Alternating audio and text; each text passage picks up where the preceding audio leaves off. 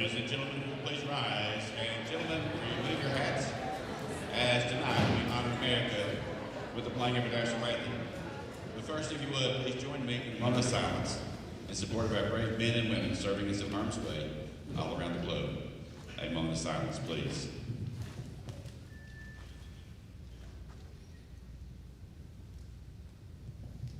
We thank you. And now please remain standing for our national anthem.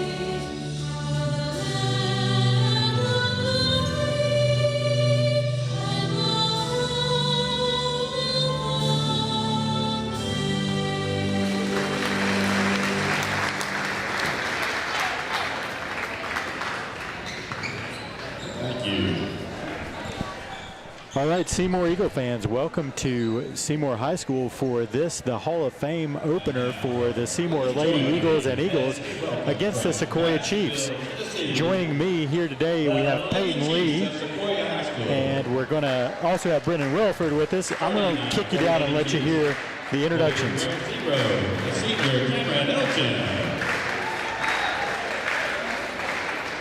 5, a senior, Callie Compton. Number 11, a senior, Emily Hunt. Number 20, a junior, Elizabeth Lewis. And number 30, a senior, Savannah Kirkwood. The Lady Chiefs are coached by Brian Trammell. Head coaches, Stevie Cantrell. And the head coach, all right, so Peyton, it looks like we're going to have quite a bit of experience on the floor for these Lady Chiefs. 4 seniors, 1 junior. I was just about to say, both these lineups look loaded with seniors. Good way to start it. And for your Eagles, starting at guard, a senior, number 1, Callie Fisher. At guard, a senior, number 4, Callie guard, a senior, number 10, McKenna Shaw. At forward, a sophomore, number 15, Emily Schultz. And in the post, a sophomore, number 32, Maddie Jarrett. Bryson All right, so the Lady Chiefs are going to start 4 seniors and 1 junior. Lady Eagles, 3 seniors, 2 sophomores. We've seen this team before last year, Peyton. They played the Lady Eagles early on in the season, and Brendan, it looks like we'll get to see what these Lady Eagles can do under their new first-year coach, Lindsay Kahneman. Yeah, and she has some college basketball experience at Concord, so she obviously knows some basketball. Yeah, she did not play here, Peyton, but you know, we saw her last year as an assistant coach here. Second straight year with a new head coach for the Lady Eagles. I was just telling Jason before we started, it's deja vu. It's what we did last year. We got to the Hall of Fame game and we were talking about a new coach. Lady Chiefs moving the ball around. It's number 5, Callie Compton up top. Compton swings it over to Elgin. Elgin now to 20. That's Elizabeth Lewis. No good on the 3. Maddie Jarvis tries to get in there, but Lewis gets her own rebound. Dishes back out to the perimeter. Callie Compton dishes back to Lewis. Lewis cross court for a 3 from Savannah Kirkland. It's good. Long shots, long rebounds, Jason. You got to chase those down. Callie Fisher handling the ball for the Lady Eagles. Now into Maddie Jarvis, back to Callie Fisher, around to McKenna Sharp. Sharp gets tripped, no call. She's on the floor and is going to get tied up. That's going to be a jump ball. Stay with the Lady Eagles. It looked like they got their feet tangled up a little bit there. It did. So here early in the season, we're going to see a little bit of excitement, rust, nerves, whatever you want to call it. Yeah, coaches love these Hall of Fame games because they only count if you win. Yep. That's a coach's dream. You lose, you can yell at them without taking an actual loss. 3 from McKenna Sharp is no good. Goes out of bounds. It's going to stay with the Lady Eagles on the baseline, where Callie Fisher will bring the ball in.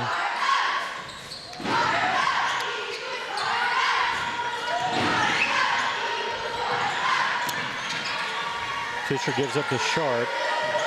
Sharp over to Maddie Jarvis. Jarvis now back to Fisher. Fisher goes long, got McKenna Sharp the open 3. Oh, rims out. Maddie Jarvis, the board. Nice offensive rebound. Now she's going to go to the line for 2.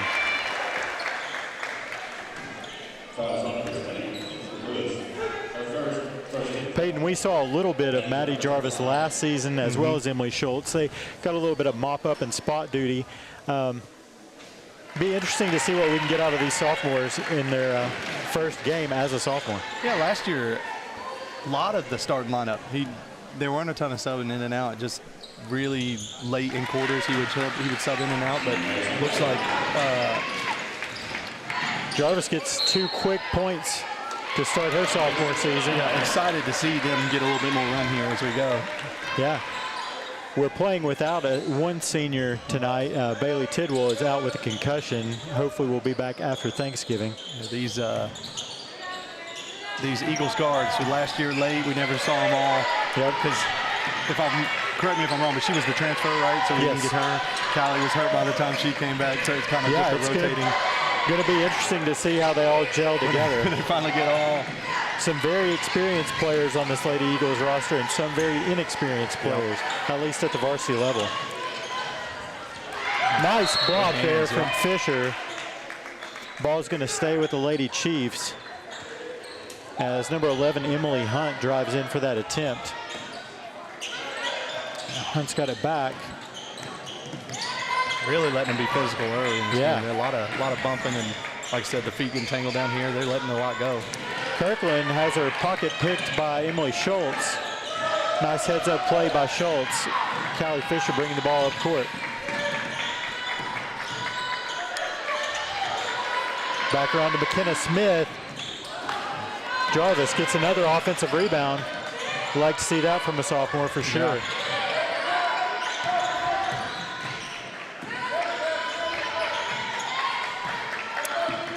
Fisher up top. She's met out there by Emily Hunt, and Lady Chiefs, they're applying pressure out pretty far. Yep, they stretch it out when the ball's up top. As soon as it came in, they crashed down hard. Oh my goodness, It's going to be a turnover to the Lady Chiefs. Lady Chiefs lead early, 3-2.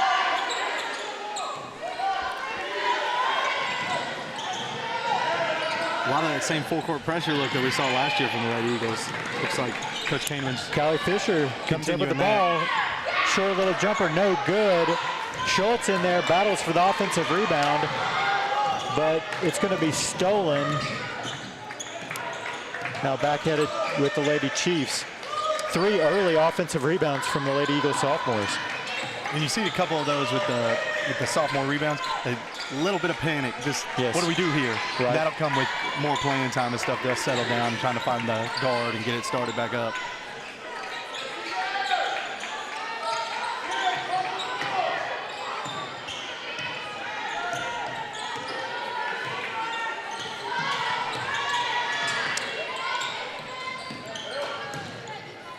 Hunt, no.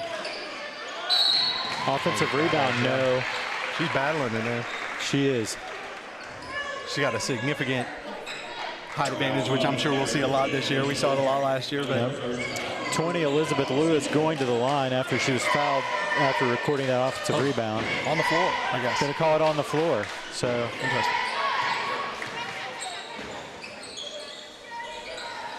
Emily Hunt to inbound as she does to Lewis. Lewis keeps, almost traveled. McKenna Sharp gets the steal. Work it back to Fisher. Fisher, good look. Ball deflected by 20, Elizabeth Lewis, and out of bounds. It'll stay with the Lady Eagles. And she had sitting on the back cut, so it was a really good look. It just didn't make it all the way through there. Fisher will inbound. She finds Jarvis up top, works it back around to Fisher.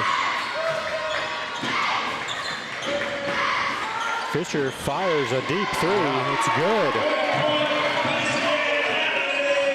5-3 Lady Eagles keeping that pressure up. Almost turned them over, not quite. And Emily Hunt brings it up for the Lady Chiefs. No good on the three is Hunt. Jarvis with another rebound. Yep. Jarvis not very tall, but she's learning, using her frame, getting some room down low. Callie Stinnett no good on the mid-range jumper. Ball goes back to Sequoyah. Brendan, what have your thoughts been coming into this season? What were you expecting to see from the Lady Eagles? They were just over, a little bit over 500 last year. First-year coach left, took the job at Oak Ridge, and we just hired up the assistant. What are you thinking? I expect physicality always. They've been very physical every year I've seen them play. Yeah, I would guess that physicality, and it looks like they're going to play a pressure brand of defense. Yeah, it looks like they're carrying a lot over from last year, which is when you hire an assistant like that, you expect a lot of that. They're going to put their own little touch on it, but currently it looks a lot like the pressure the Lady Eagles do. Callie Compton drives to the basket and scores 2 to knot the game 5-5 with 2:35 remaining here in the first quarter. Lady Eagles have gone to Mackenzie Warner, who came in as well as Savannah Marma. On the way in.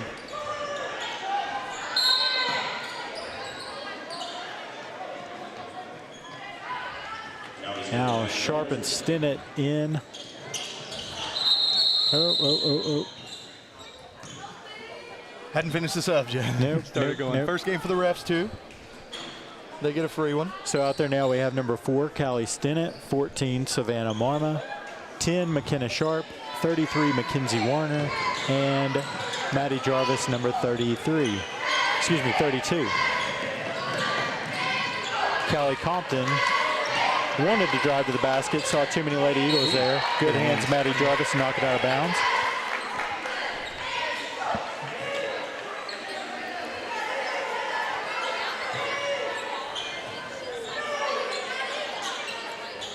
Emily Hunt with the inbounds pass to Callie Compton. Compton now works it back to Savannah Kirkland.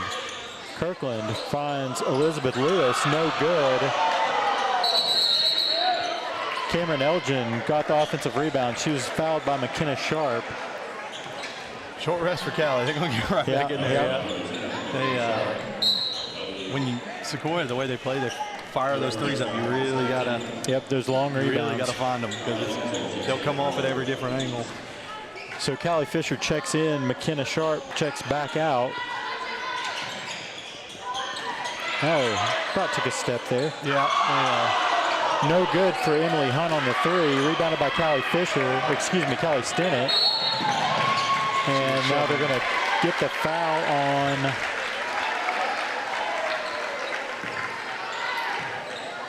fouls on 5, Callie Compton. A lot of Callies. A lot of Callies in this game. Going on.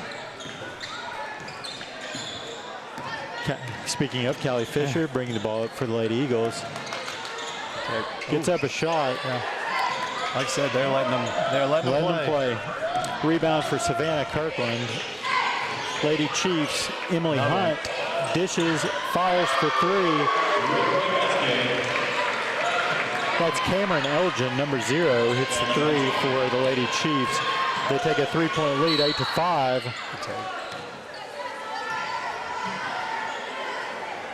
Get that one on the floor. Going to call that on the floor as well. Fouls on 11, Emily Hunt. Her first foul.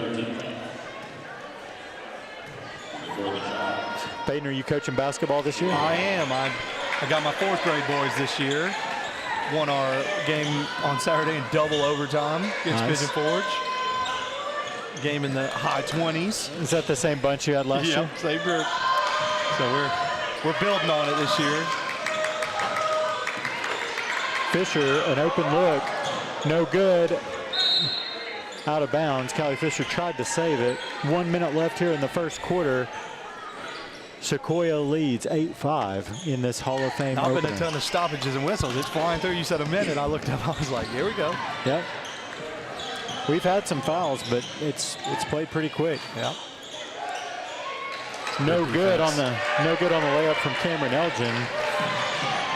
Long pass down to Callie Stinnett. Stinnett back out to Fisher.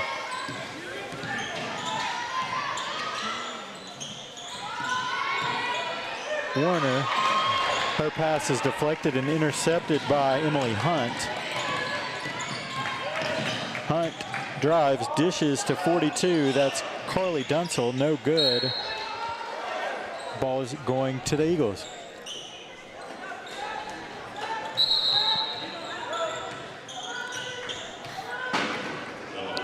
Checking in Bella Bledsoe, number 32 for Sequoyah. They've been riding bodies in and out too, the way they, I guess with their pressure and stuff like that, they just keep rotating bodies through and wear you down. Savannah Marma over to Callie Fisher, Callie Stinnett. I'm going to do that all year, folks. I apologize already. Kenzie Warner acted like she was going to shoot the 3. Callie Stinnett will, no good. So at the end of 1, the score 8-5. Sequoyah leads the Lady Eagles. Probably not the cleanest quarter we're going to see from the Lady Eagles this year. No, you got to get that one out of your system, get it going. Kind of to be expected.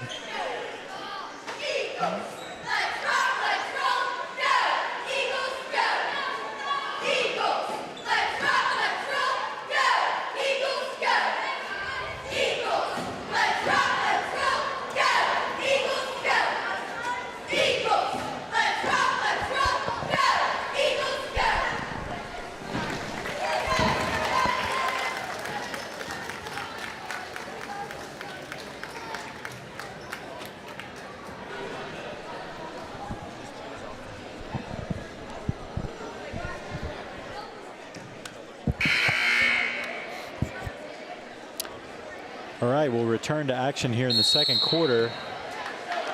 Sequoyah leads 8-5. Folks, this is our Hall of Fame game too, so we're practicing quite a bit, trying a little bit of sideline camera tonight. It's a little shaky over there on the sidelines as I watch, so we won't go to it a whole bunch tonight, but we do get some interesting angles with that and some unique looks in at the bench and things like that. So we'll try it from time to time and see how it goes. Marma over to Stinnett, now back to Fisher. Fisher's going to look across court, back to Fisher. Fisher to Marma. Marma's 3 is blocked by Elizabeth Lewis, and that fires up the Sequoyah crowd. She took her time getting that shot off, and she got all the way out there. They've run that same set to open up both quarters. It worked beautifully. We didn't get the shot on this the same way we did on the first one. You see, and it's nice rebound there. That's Mackenzie Warner, another sophomore. It's kind of the nature of the game, Peyton. With as many three-pointers as we've seen taken these days, it seems like anybody catches it at the perimeter, they want to like fake a 3. Almost every single person. And I think it almost causes a little bit of hesitancy, and you see those slower threes go up. It does, and then you see Jarvis comes back and gives a pump fake, and she goes flying. She gets a good shot at the rim. It's just a new wrinkle that you see. Great box out. Very nice box out from Mackenzie Warner to get the rebound on that three. Sequoyah has just continued switching between different zones and man pressures and doing a good job keeping us on our toes. Yeah, it looks like they're just trying out a little bit of everything. Yeah.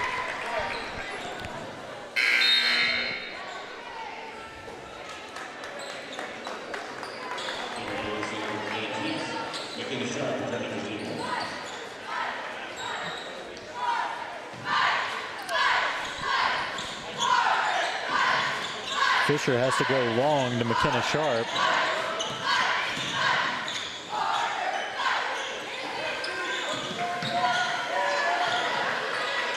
Yeah, good look. Nice pass, and Stennett's going to get fouled from behind there. She's going to go to the line for two.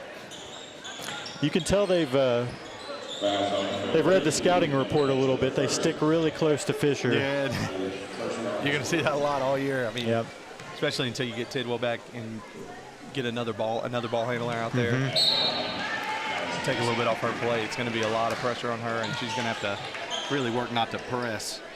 First free throw for Stennett is no good. Now she'll take her second. Especially with all the energy they exert. They no fly good. around out there on defense. Lady Eagles getting some pressure. Sequoyah's going to break it. That's Lewis. Lewis good on the layup. 10-5, and Coach Kahneman's seen enough. She's going to call a timeout. Now it's textbook breaking the press right there. Just get it to the middle, get it to the people flying up the edge, and just.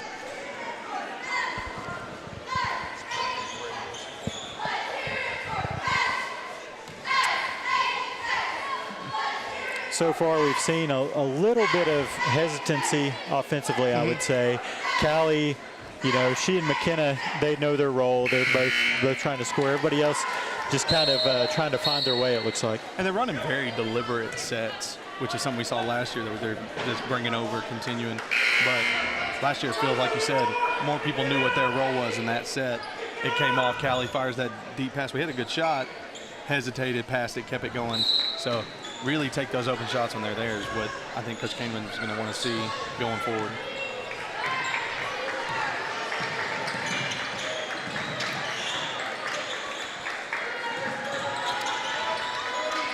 Lady Eagles working it around. They find Stennett in the corner. She thought about it for a second. Sharp's going to get a shot. Holy cow. Flipping in the blood. It's Callie Compton and Kirkland running things for Sequoyah. Kirkland goes to Elgin. Elgin back to Kirkland. Kirkland no good. Callie Fisher with the rebound.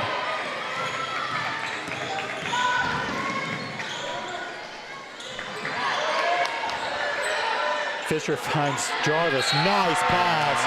Left hand layup from Maddie Jarvis and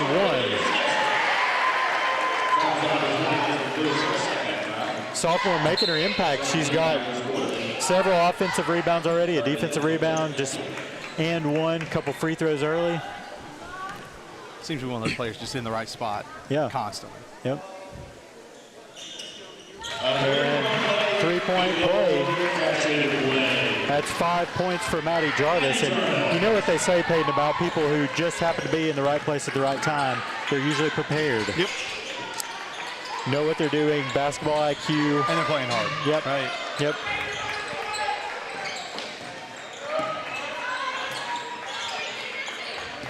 Compton goes by Sharp. She gets a good look at a layup, and she makes it. 12-8 now, Sequoyah leads. That's one of those. They've been running really long, slow sets, and then they just go straight to the basket, and everybody's caught off guard by it. Fisher had Sharp for a good look. It was no good. But Lady Eagles get the ball back. Thought we were going to have another Another one there. It's going to be Callie Stinnett instead. No good. Rebound, Savannah Kirkland. Kirkland brings it up. Off to Compton. Compton gets the pick, screen and roll. Nothing doing. Going to go to Lewis. Lewis going to back. Oh, excuse me, that's not Lewis. That's 42, Dunsel. Rebound, Callie Fisher. Fisher's going to be fouled. Will take her trip to the line. She'll try to cut into this 4-point lead. That's one of those where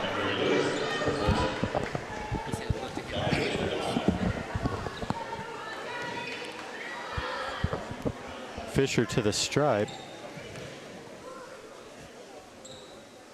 First free throw, good.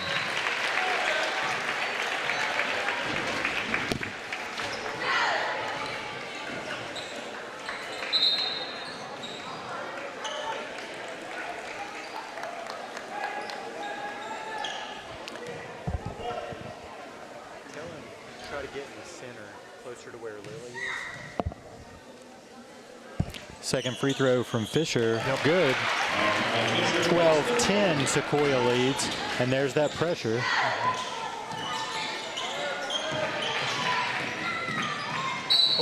Lady Chiefs break the pressure.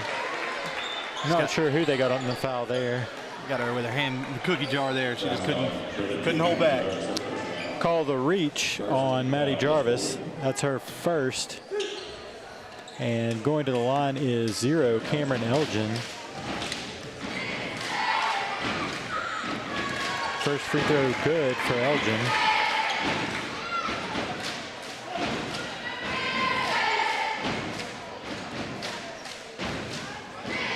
Second free throw also good. 14-10 Sequoyah leads.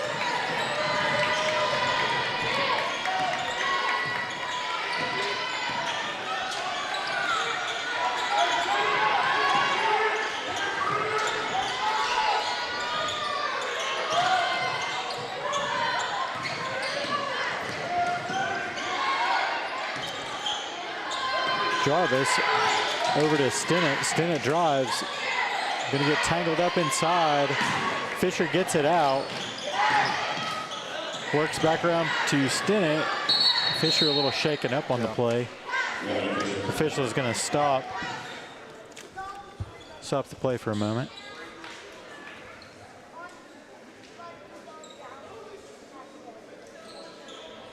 She hit the ground hard coming out of there. She did.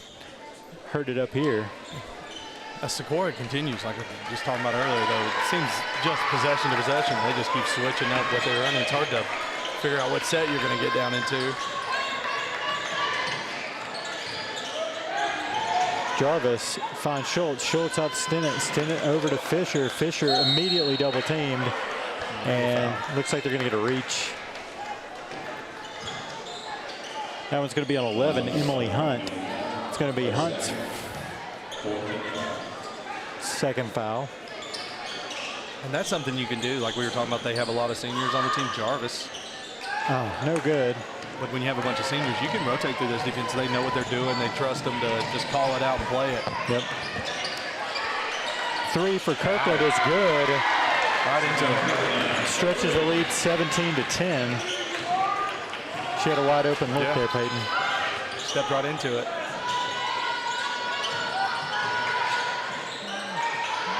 Oh, double dribble. Yep. Savannah Marma and Mackenzie Warner are going to check in as Schultz and Stinnett take a breather. Lady Eagles trail 17-10, 2:32 remaining on the clock this half. Just get to a point, and a lot of basketball games go like this. It just feels like everything's easy over here for Sequoyah. There's not a lot of hard work for some of these shots, and then everything for the Lady Eagles, even when it's good, it's hard, right? Yep. You got to find something to snap out of that. Kirkland goes cross court. Another reach. To Kate Parker, a freshman, and she's fouled on her shot. So that'll send the freshman to the line for two. Who was that foul on, Peyton? Did you notice? McKenna.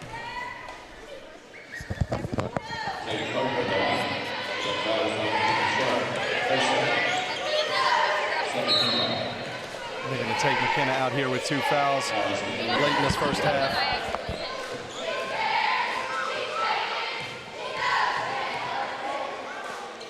Parker puts it the second one's good. So that makes it 18-10. The Lady Eagles are trailing here with about 2 minutes to go in the second. Really like to see a couple of stops here and a couple of makes. Keep this thing away from double-digit territory.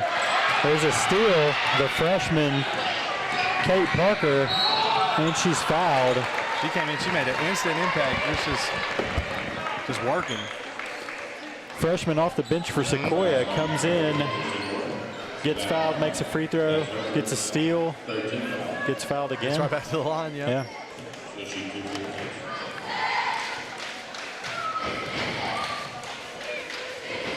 First free throw, no good.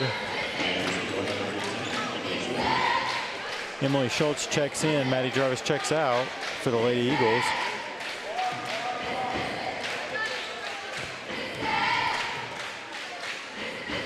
Second free throw, also no good.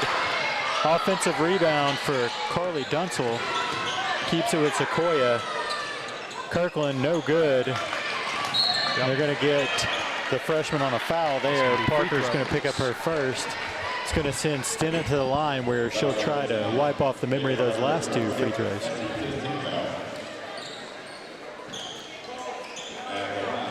And in a game, this first Hall of Fame game, like I said, you're trying to learn things about your team. That's one of those that Coach came in, she's going to go free throw rebounds. Cannot, absolutely not give those up. Yep. No good. 2 free throws. 2 free throws. That's one I still haven't adjusted to yet. Yeah, with the quarters and all that. I'm watching the Lady Vols. I'm like, so when do they shoot? Yeah. Stennett knocks down her first free throw there. It's 18-11 with 1:40 remaining in the half. Cameron Elgin nearly traveled. Passes the ball over to Kirkland.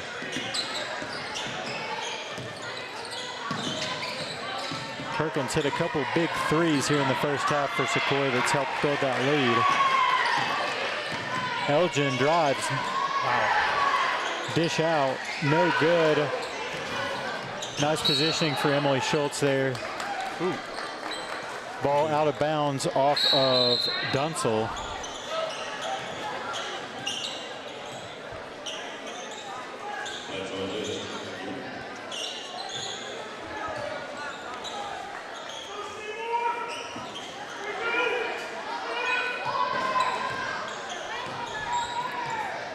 Lady Eagle fans, you might have noticed on our scoreboard graphic, our platinum sponsors for this season, Seymour Add Value Pharmacy and 865 Elite. It's a local AAU team and a local pharmacy supporting your Eagles and Lady Eagles. Their sponsorships provide funds for our audio video club and allows us to add to our production. We have spots still available. You can reach out to me, David Davis at Savita.org, if you want to be a sponsor. A lot of those good ones around the basket, we've just not been able to get them to fall yet. And that's a big difference. That and free throw has been a big difference in the game. Fisher inbounds to Warner. Back to Fisher.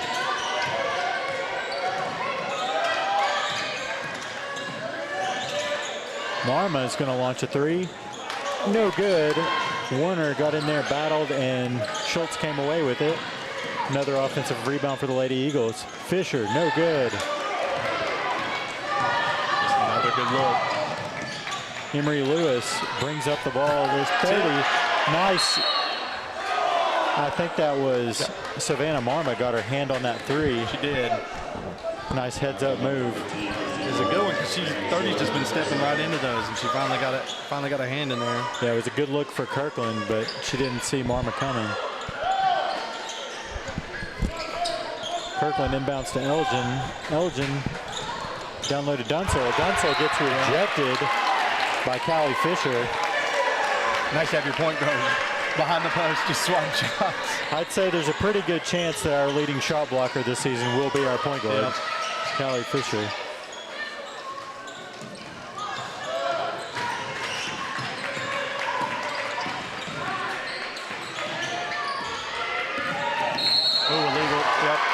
was moving. Illegal screen. I think that was on, I believe that was on 21 Emery Lewis. That'll be her first. So Seymour's going to have about 9 seconds here to try to score. Fisher gets the screen from Schultz. And no shot off. And that's another one where experience plays in. You gotta see the clock. You gotta have that clock ticking down in your head as you go. So we'll keep it right here. Let you see the Seymour dance team, and I'll shut us up for a minute.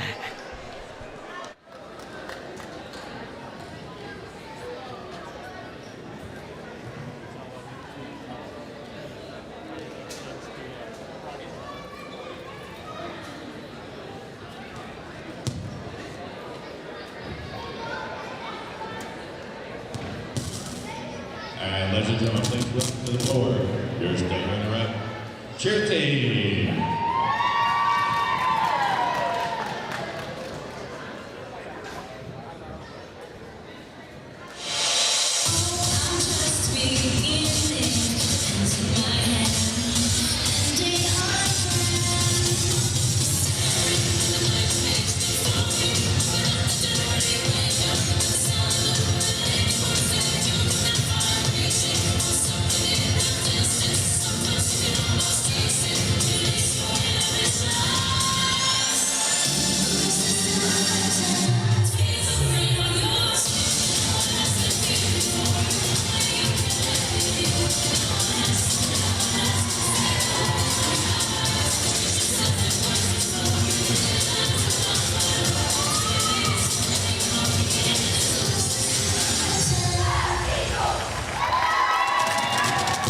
The Seymour High School cheer team.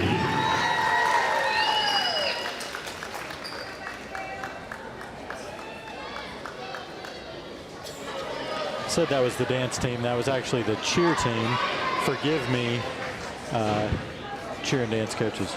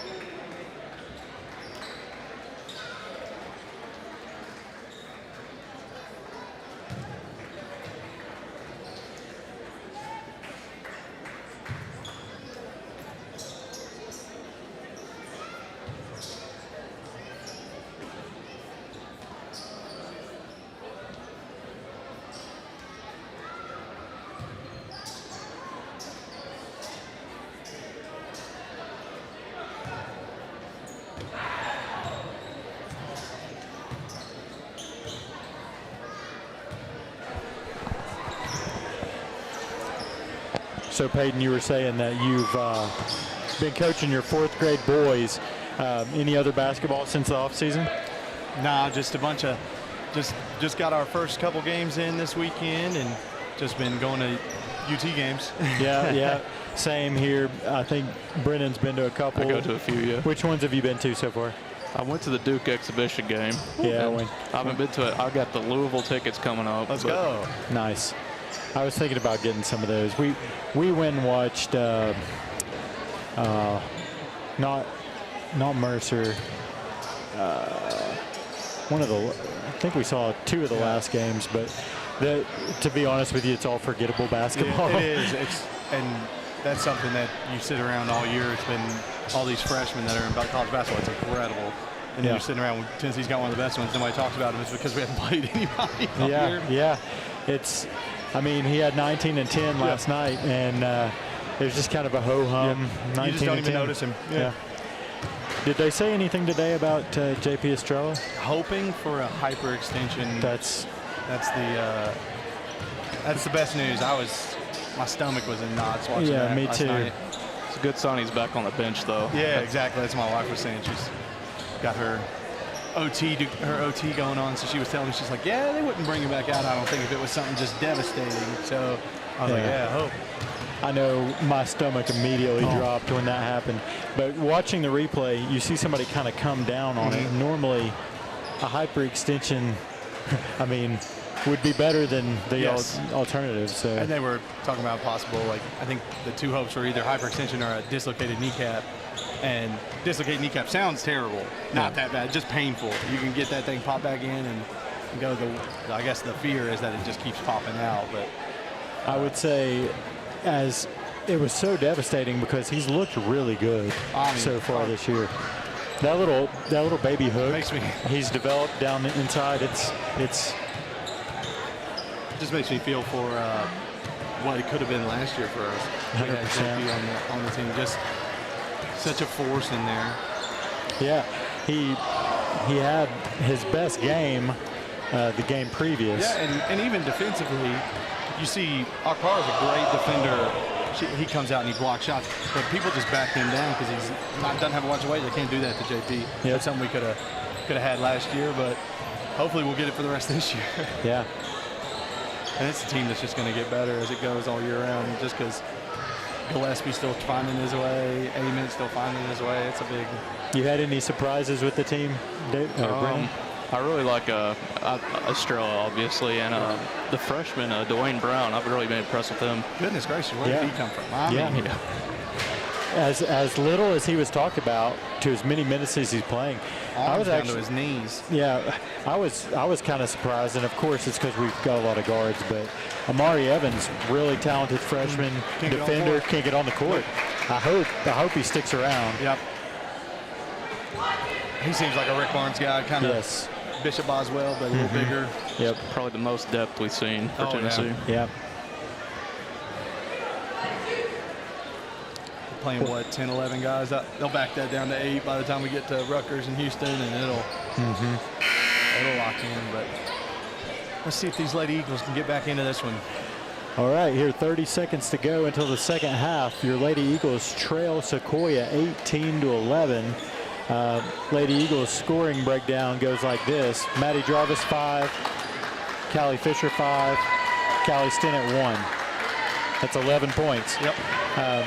So Lady Eagles are going to have to find some offense somewhere here to get, well, I wouldn't say get back in the game. It's only 7 points, but they're going to have to mount a more consistent offense to get in and overtake Sequoyah. I said, it's 11. 7's the gap. Yeah. Feels like getting back in the game. Yeah. They've had good looks. It's just being hesitant on the shots. Yep. And as we said, you kind of see that a lot of times with a team not experienced at the varsity level. A lot of younger players kind of feel that leash a little bit. You got to do it in a game to really feel comfortable doing it. There's no just going in practice being like, all right, I'm one of the starters. I'm out here playing. I'm out here shooting. It's totally different when you get out here and you start playing. Peyton, do you remember your first big game or first game where you really contributed? I remember going from a freshman that sat on the end of the bench all the time to really playing a big role my sophomore year. And like I said, and if you know me, you know I'm not a hesitant shooter, but that first game, you sit there and you're like, okay, am I allowed to? Am I allowed to? Right. I've been sitting over here a lot. I don't know. And then you get a coach look at you and say, shoot that thing. So quick foul on the Eagles, just 9 seconds in. And they're going to call a walk. I think he got a double dribble there, but it looked like Jarvis might have got a hand in there, but they didn't have her getting a hold of it. Elizabeth Lewis with the travel double dribble turnover. That's the Lady Eagles. Schultz over to Jarvis. Back to Sharp. There's Jarvis. Fisher going to drive toward the basket. Finds Sharp for three. Yeah. And it's good. Friendly shooter's touch there. Just like that, it's a 4-point game. Cameron Elgin working the ball up for the Chiefs. Now Kirkland up top, guarded by Emily Schultz.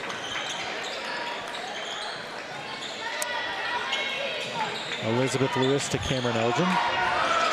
Elgin to Kirkland. Over to Emily Hunt. Hunt drives. Elgin, 16-footer, no good. Offensive rebound for Emily Hunt. Over the back. We're going to get over the back. Good box out. Yep. Okay. Good. I thought that. But yeah, it was a great box out. Yeah. When you're an undersized team like us, you gotta find those advantages, and they look like they've been coached up on boxing out. Sharp to Schultz, over to Jarvis, feigns the three, back out top, now into Fisher. Fisher's gonna find Stinnett for three, no good. Right to the outstretched arms of 5 Callie Compton. Kirkland never saw a three she didn't like. I would say you cannot let her keep stepping into those. Didn't quite hit, and neither did Emily Hunt, but those long rebounds keep coming out, and the Lady Chiefs keep finding them. 2 Eagles fighting for that one. Callie Compton, no good. McKenna Sharp pulls that one down. You know, we talked about our point guard may lead us in blocks. That can also, on the defensive end, nice. There we go. I thought we were going to finish that one too. Yeah. So Maddie Jarvis is going to fool around and get a career high here in her first game as a sophomore. She got 7. The assist to Callie Fisher. As I was saying, Peyton, sometimes your best athlete, tallest player is a point guard. If she's out there guarding the point guards, you're going to miss her down low. You are, yes. But and the way the Lady Eagles switch, she gets put on the post a lot just coming through because they just kind of switch everything, and it works out. She's inside for a lot of those steals she's been getting. Emily Hunt pokes the ball away from Jarvis, the steal, and 5, Callie Compton with the layup to capitalize. A lot of bodies, but no resistance there. She just went right through. Lead back to 4, 20-16. That was a big play because it felt like the Lady Eagles had grabbed a lot of momentum there. Had the ball and she wasn't looking. It's going to stay here off of Elizabeth Lewis. Yeah, I liked Stinnett's idea there to find Schultz down low, but Schultz had already. Yeah, she already waited too long. Yeah. I think she thought that Stinnett was going to take that open three and was turning to rebound. Oh, there it is. Warner finds Sharp. Sharp pulls up 18-footer, no good. Rebound, Warner, no good. Callie Fisher, offensive rebound, good. Just a one-possession game now, 20-18 with 4:15 to go here in the third. Got it for a bump. It felt like good defense from up here. It did. It felt like they were even and.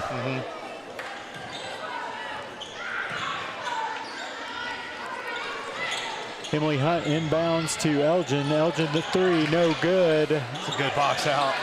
McKenna Sharp, small girl, but she's really fighting inside.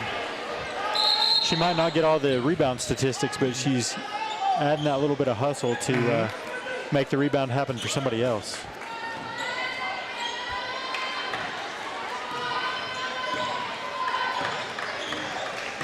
To the halfway point of the third quarter, Lady Eagles trail by 2, 20-18. But they're making movement. There's a chance to tie or take the lead here. Jarvis, ball knocked out of bounds.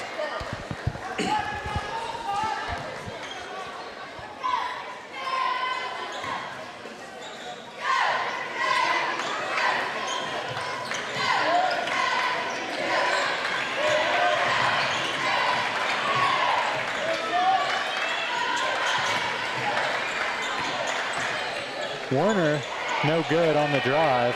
I'll tell you what, Jarvis, every time she loads up, I think she's on fire. Dunsel with the rebound, coming back this way. And there's a three for Hunt, good. 23-18, back to 5-point lead.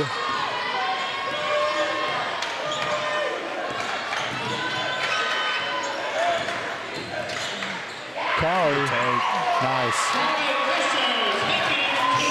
She ripped the defender off like she was going to make the pass. Yep. Got just enough of a gap and made the most of it. Elgin, no good. Right there with the offensive rebound is Dunsel. It'll be a timeout for the Lady Eagles. With 3 minutes to go, 3 minutes to go here in the third. Lady Eagles trail by 5, 25-20. We'll be right back with you. Lady Eagles.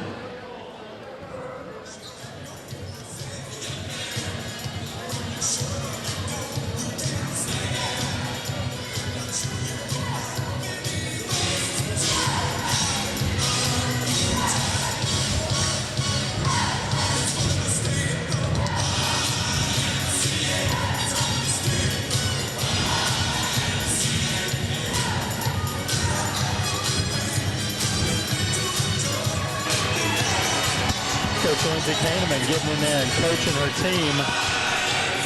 What do you think? What do you think she might be telling the girls right now, Peyton? Well, it looked like they exerted, like I said, the comeback there, getting all that energy. It looked like they exerted a lot of energy doing it.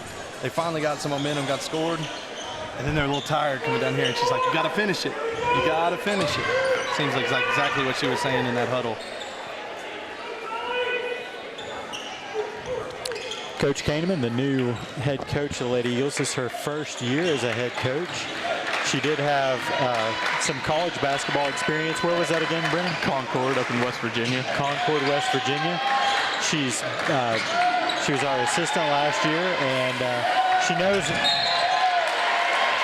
she's around athletics all the time. Her husband, of course, is Seymour baseball head coach Kyle Kahneman, who's probably 3 or 4 years older Seymour than you, legend, I would say. yep. I believe, not 100% sure of this, but at one time he held the state record for home runs for a freshman. I think he hit something ridiculous, like 25. It seemed like every time he was up to bat, it was like that. I've watched Kyle play a lot of baseball. Savannah Marma for three, no good. Rebound Emily Hunt. Hunt leads the break.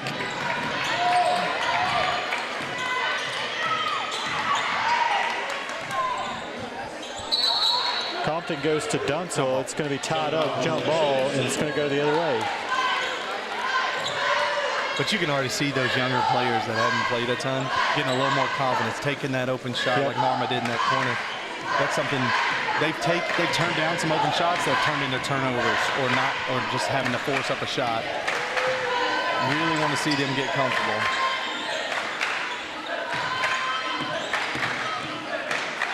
Callie Fisher draws the second defender, dishes out Stinnett.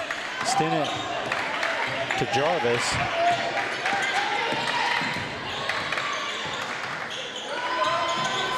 Out to Marma. Marma has got two. Jarvis puts up the three, no good. Marma with the rebound. Back out to Fisher. Fisher guarded by Emily Hunt. She's given off to Jarvis for three.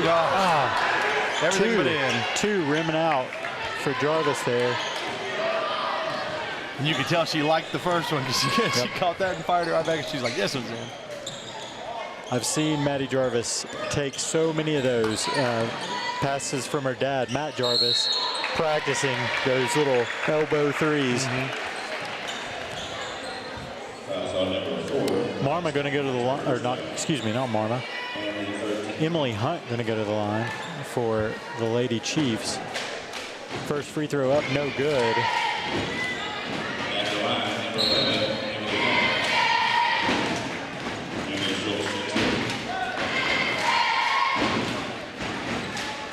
Second, also no good. Lady Eagles, Emily Schultz pulls down the rebound, and we're coming back this way. Oh, gosh. Jarvis was up on the bench. She thought she was in the game. Threw it to the corner there. Yep. That's something you can get in the high school gym. You don't see a ton, but they're really tight up on those edges.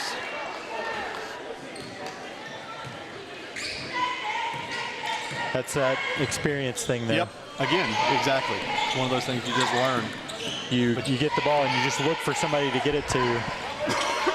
Just trying to get rid of it, Then you throw and you realize, oh, they're not in the game. There's another one for Callie. Big block for Callie Fisher. It's either 3 or 4 blocks for Callie. Wow. They've all been vicious like that, too. They haven't had a cheap one yet. Good hands. Get on. Good hustle. Hold on to it. It's going to stay with Sequoyah, I believe. Would you like to see those hustle plays? You do. You like for it to be second nature, and you don't have to think about it, but we'll get there. I'll tell you. Elgin trying to find a path to the basket, can't find one. And I know we've harped on it a bunch, Jason, but I mean, Callie Fisher's the only player on the floor right now that played any significant minutes last year. Stennett got in a little bit last year, but it was just very rare that we subbed as much as we did. And so this is a really good experience for them. Yep. And foul you right hate to see a foul right at the buzzer. You really want her to just wall up and make her make that shot. So Cameron Elgin going to the line for Sequoyah with zeros on the clock. They're going to try to get their lead back to 7. Lady Eagles cut it all the way down to 2, Brennan, but couldn't quite get it even. When they at the beginning of the quarter, when they were going on that little scoring run, you could see they're at a high post trying to break that zone a little bit. I think they need to go back to that, just kind of breaking it open, getting more open shots. Definitely like the confidence in that little run. It looked like they were building some momentum, and then, you shoot yourself in the foot a couple times, and we're going to be right back where we were coming into the quarter. Yeah, and that's tough because they really fought, like Brendan was saying, they worked a lot of that action up top, got open shots, cut it to 2, and then just let it balloon right back up. So 0.2 to go here in the third, and that'll be the end of the third. 27-20, Sequoyah leads after 3. And now we'll see the Seymour dance team.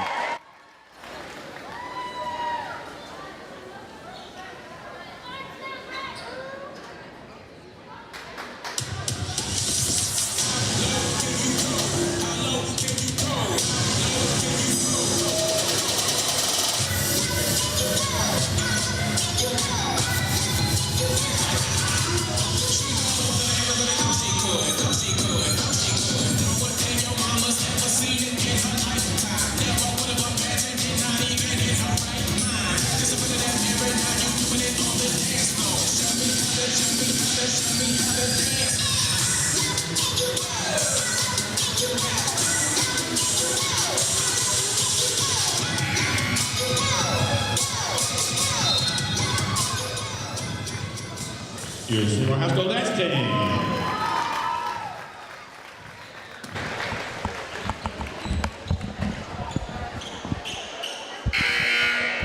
All right, as we start the fourth quarter, 27-20, Sequoyah leads the Lady Eagles. here in Game 1, Hall of Fame game. Like Brendan's saying, you hope they get back to kind of hitting that high post, they were getting really good looks out of it, but the way Sequoyah has changed their defense up, it's hard to really get settled into anything. Callie Fisher bringing the ball up for the Lady Eagles. Goes over to Jarvis.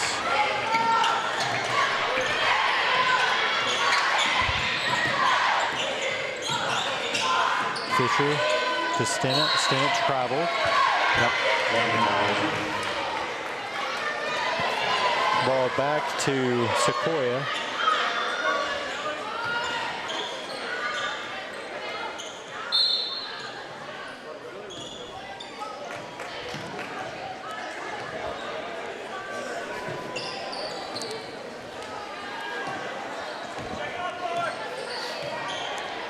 Savannah Kirkland bringing the ball up for the Lady Chiefs.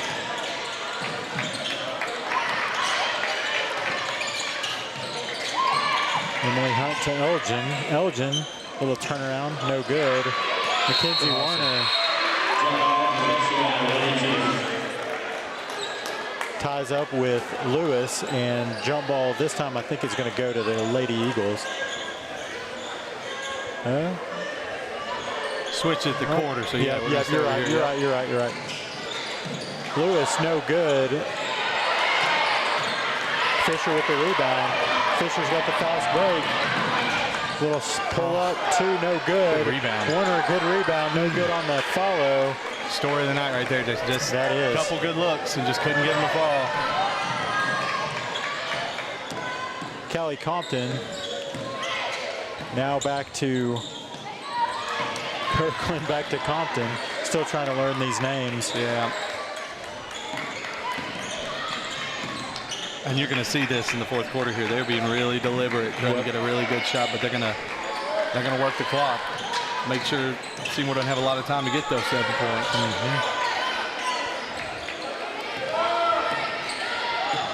You can see Coach Kahneman telling the girls they're going to have to get out there and guard that a little bit, add a little pressure.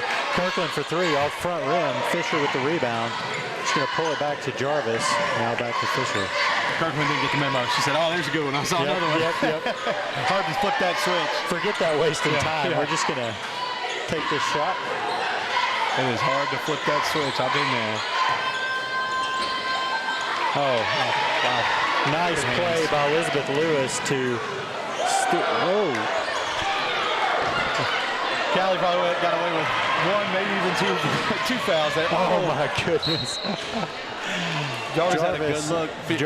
Jarvis looking for McKenna Sharp, did not see Emily Schultz running through the passing lane. And Schultz was already looking for a rebound. She thought Jarvis was going to put it up. She just sprinting through there. You're going to see those plays like that early in the season, like you said, though. Almost had one there for Sequoyah. No good. Here's McKenna Sharp battling. And now the jump ball goes to us. So Mackenzie Warner is going to inbound to Callie Fisher.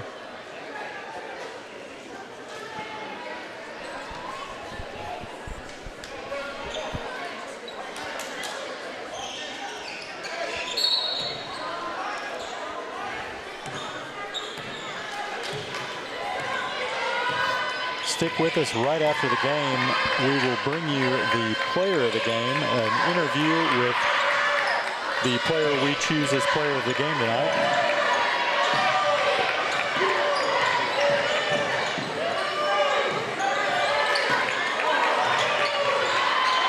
Fisher to Schultz to Jarvis for three. No good. Rebound Lewis. Lewis gets it to Hunt, who brings it up court for the Lady Chiefs.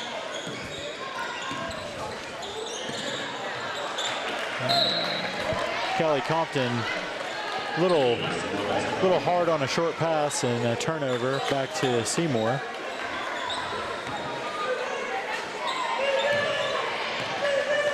what Coach Camen's going to like about the second half, though, when she goes back and watches it, they're getting good looks. It's a lot of really open shots where you have inexperienced players.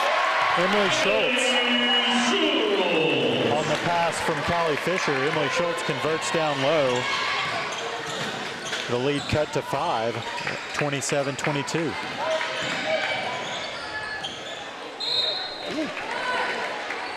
Thought that was going to be off Cameron Elgin, but it's going to stay with the Lady Chiefs. Inbounding is 11, Emily Hunt. She goes to Lewis. Yeah. McKenna Smith gets a hand in there, knocks it out. Ramp McKenna that defense up a little bit here. Get a stop here, get a bucket the other way. One possession game. Lewis tipped by Schultz out of bounds. I don't know about that. That's the call. Anyway. Yeah, he saw it. Schultz looked as shocked as she Yeah, touched that else was ball already as walking anybody. the other way to get everybody back here. Kirkland gets the screen. Now dishes to Hunt. Hunt to Elgin. Elgin takes a long three. Good. Stretches the lead to 8. That matches the, I do believe, the largest. No, was it 20-11 at one point? It might have been 9. Yeah. But 1 point shy of the largest lead of the night. Here in the 4th, 3:57 to go in the game. Timeout. They've really responded every single time the Lady Eagles really put pressure on them, gain pressure. It seems like they just find another shot and put it in.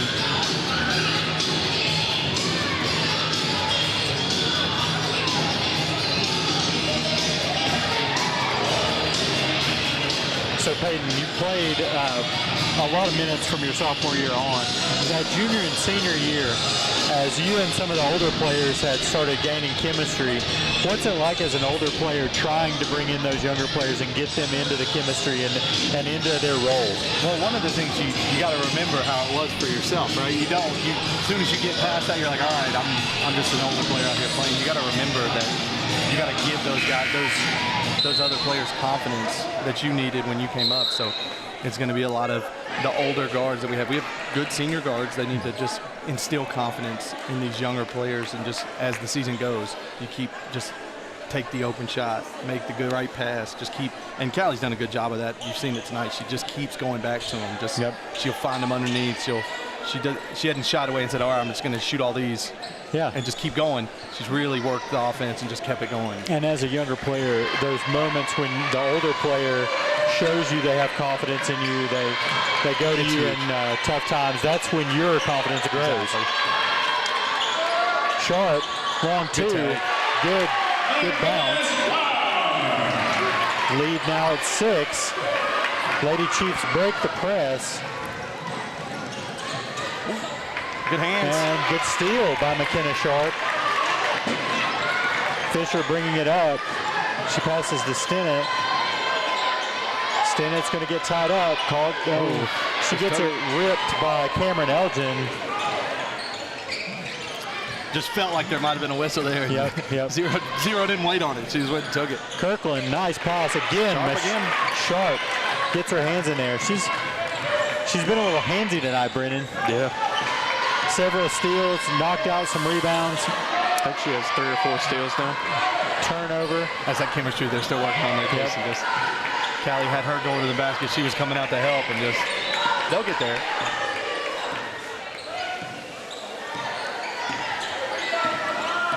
Not a whole lot of growing pains with this Sequoyah team with 4 seniors starting and a junior. They've all played together. Look at that. McKenna Sharp, another steal. 3 straight possessions.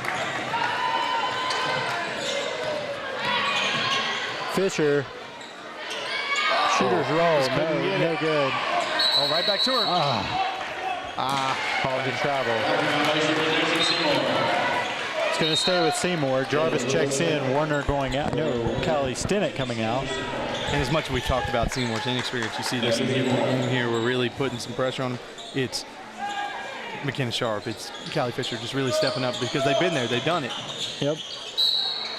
Ooh. They're going to get Elgin, I think, on that foul. Yep.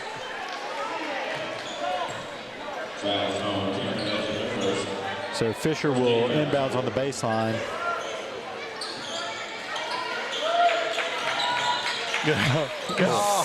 She had her. Got a little tricky there and didn't quite work. Elgin drives to the basket. Good. Well, excuse me, that was Emily Hunt, coast to coast. Lead back up to 8.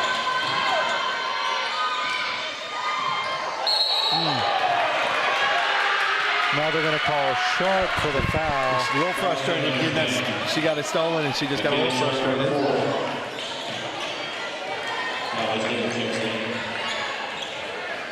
That's going to be McKenna's. Is that her 4th? I think it's her 4th. Yeah. No need to take her out if it was her 3rd, but no. At this point, 2 minutes to go. Sequoyah is going to force the Lady Eagles to come out and guard them on the perimeter. Oh, almost. They're going to call a timeout, 30-second timeout for Sequoyah. Yeah. 8-point lead, 1 minute and 41 seconds to go in the game. It looked like Coach Kingman was having them, wanting them to trap or really be aggressive there, and so Sequoyah got a timeout so she could talk them through there. Along with being a senior-laden team, their coach seems to be very well coached as well. They make the right decisions in the plays, and like we talked about their defense switching up all night, that's good coaching.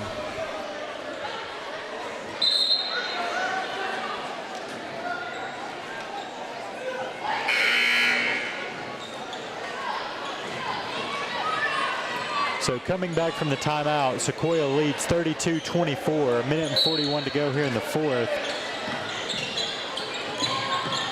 Kirkland over to Compton, back to Kirkland. Now over to Hunt. Hunt to Kirkland. Stenett's going to come out and foul. So Callie Compton should be going to the line here.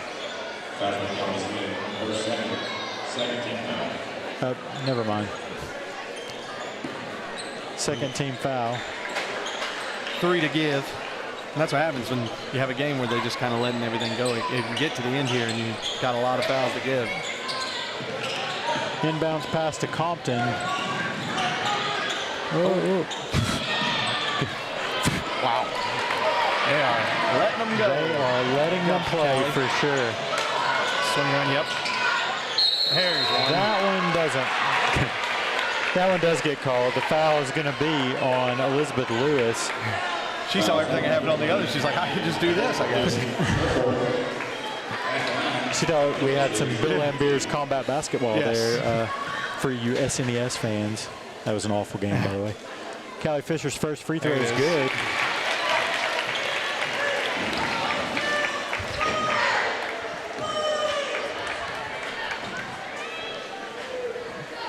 Second free throw, also good.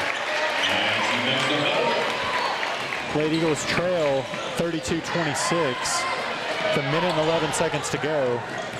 Lady Chiefs break the press. And now they're just going to try to tick some time off this clock. I say she had a girl cutting back door, and she made the right decision. Pulled it back out and just said, all right, let's make a foul, get some free throws up.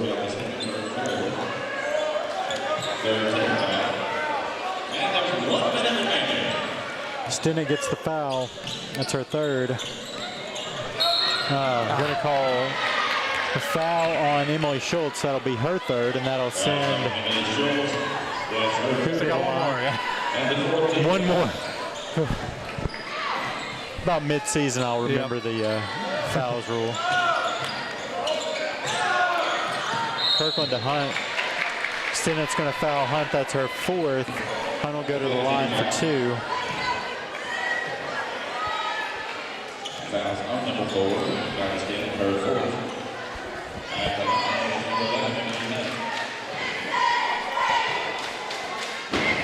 Hit the first.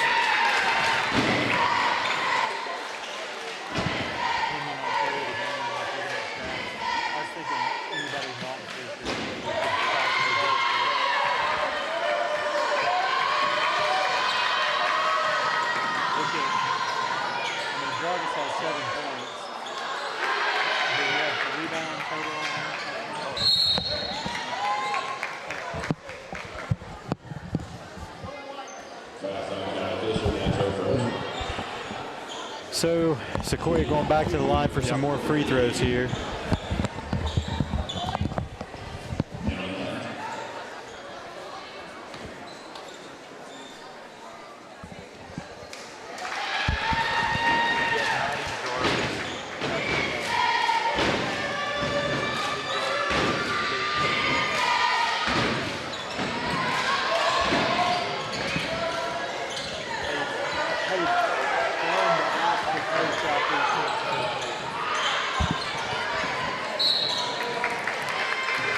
Going to be a foul on Fisher, I believe, to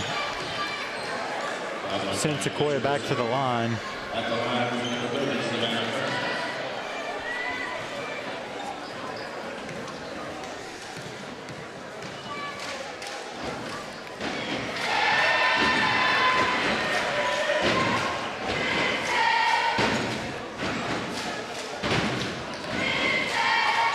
Jason, that's where you get a game that, like I said, if you lose, it doesn't count. So they're really just going to extend it, get as much experience in a late game situation as they can for some of these girls that haven't played late in the game. Kirkland extends the lead to 11 with 30 seconds to go here. Fisher's going to fire up a three. No good. Rebound Lewis. Lewis out to Elgin. And I think going to get Maddie Jarvis with the foul at half court. That'll send Callie Compton to the line for two. 17 seconds to go.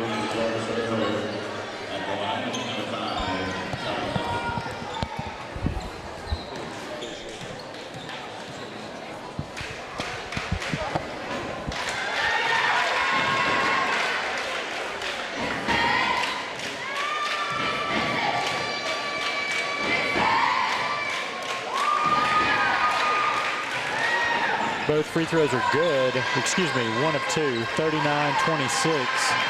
Sequoyah leads. The clock ticks down. Jarvis fires up a three. No good. Rebounded by Elgin. No fouls, and time's going to wind out on the game. 39-26 in your Lady Eagles' first game action of the season. Fortunately, as Peyton just alluded to, does not count, being a Hall of Fame game. We're going to announce our player of the game real quick, and we're going to give Brennan Wilford the honors of announcing our player of the game. Brennan, who are we going to pick for player of the game today? Maddie Jarvis with 7 points. Sophomore Maddie Jarvis, 7 points. Of course, Callie Fisher led the team with 11, but Jarvis, we needed somebody to step up in that second role, and Jarvis did with 7. Also, some big offensive rebounds for her there, Peyton. Yeah, she came out firing on all cylinders, and you want to see that from someone who's getting there. I don't know if it's her first start, but it's definitely her first going this year, stepping into a new role as the starting big for this team. And she came out and she got a bunch of rebounds early, had some putbacks, and it tailed off at the end. She had some good looks late, but never stopped fighting. Well, hopefully we'll get her up here for an interview. I'm sure they were disappointed, but we have our sideline cameraman running around trying to get her. So we're going to take a brief break here as the boys warm up, and we'll be right back.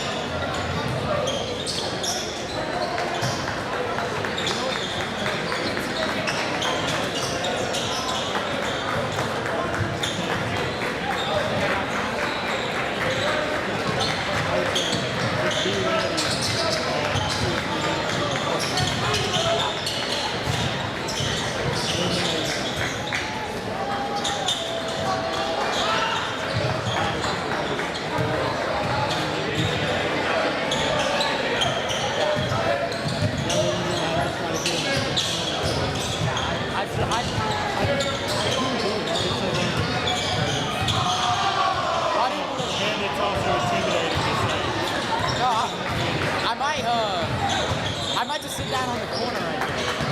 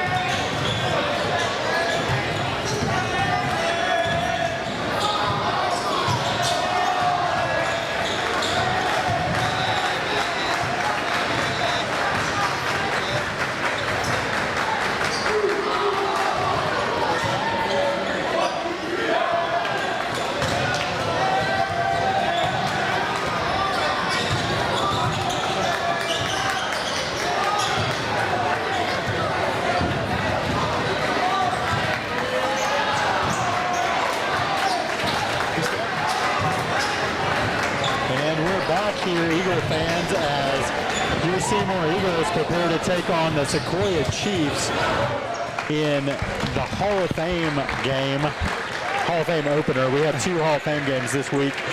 Tonight and then Friday against Cumberland Gap. We will not be live streaming the Friday game. I will be in Indianapolis, and nobody else wants to do this without me, so. As the person who sets it all up, I can tell you, nobody else wants to do it without me. I've never got an explanation on the Hall of Fame. Who's Hall of Fame? Just, exactly. We've just always called it that. We'll let you get some lineup announcements here from Mr. Charlie Householder. Madisonville, Tennessee, the Sequoyah High School Chiefs. Starting tonight for Sequoyah, wearing 0 is Kate Stalker.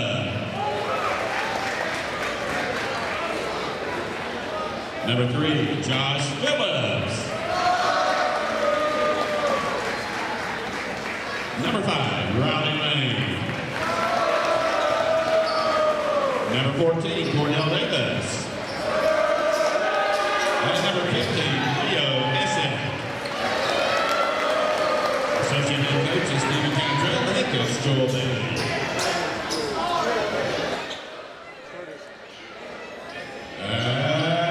Starting for your Seymour Eagles. Starting in guard, the senior, number 11, Hayes Golden. And forward, the junior, number 12, Noah Bowman. And guard, the senior, number 13, David Jackson. And the post, the senior, number 21, Jack McAdoo. And then forward, the junior, number 22, Tyler Peterson. There's our first starting lineup of the year. Hayes Golden, Talon Peterson, David Canterbury, Noah Bohannon, and Jack McAbee. So looking at that starting lineup, Peyton, you see a lot of familiar faces. Yep. Kind of the polar opposite of what we got in the first game with the girls. Not breaking in a new starting lineup here. It looks like a bunch of guys that got a bunch of run last year. Yeah, probably the least experience out there on the floor would be Noah Bohannon. And he played quite a bit. He got a good amount of run last year. 6 or 7 guy off the bench. These guys all play a lot together in the offseason, Brennan, so I would expect them to come in looking a little less rusty. I've heard a lot of good things about Summer. Tipping it off, Jack McAbee is going to win the tip. Hayes Golden, all-conference player from last season, point guard for the Eagles.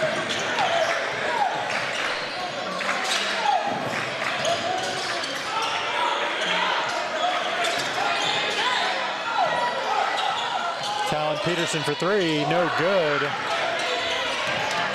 hands. Ooh. Quick call there. Yeah.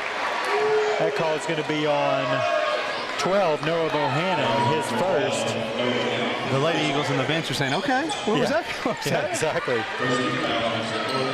You know, that's one of those things, maybe after that first game, a lot of not calling things, maybe they had a little come-to-Jesus meeting between games. Go ahead and lock it in. Need a little more control in this game. 15, Leo Messick. Messick, excuse me. It's a steal. Hayes Golden dishes off to Talon Peterson. No good. No good on the putback by McAbee. Coming out with it, Caden Stallcup. Stallcup, high dribble.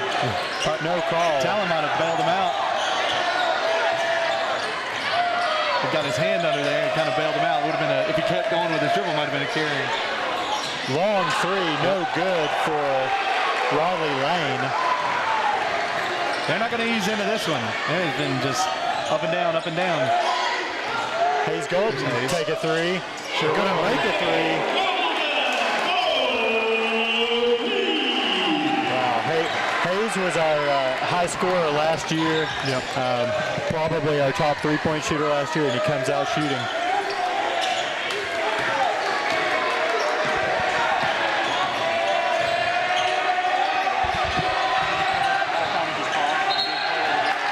Good defense by the Eagles there.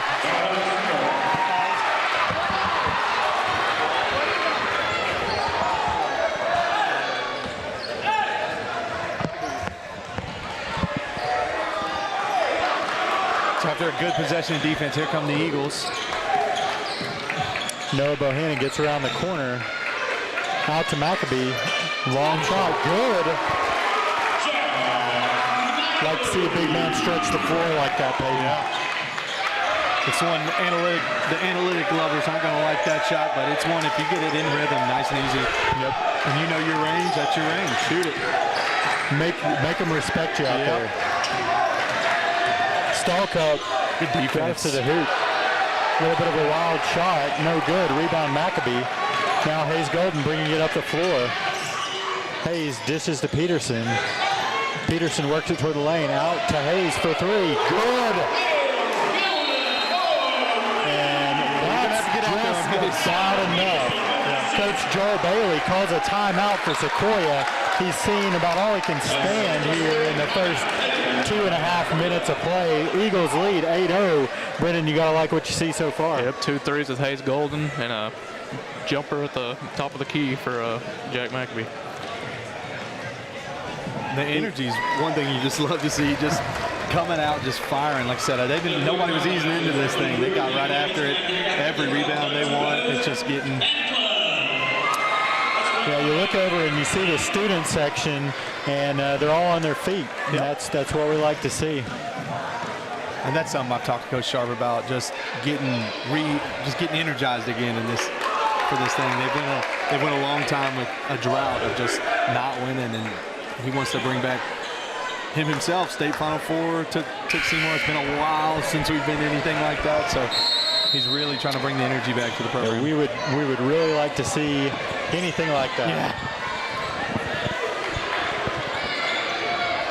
but really just getting back to competing for district.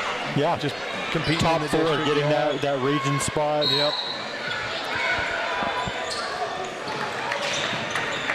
John Phillips bringing it up for Sequoyah. Phillips backing down Bohannon. Out to Riley Lane. Now back out to 21 Logan Lee. Three-pointer is good. That breaks the drought for Sequoyah.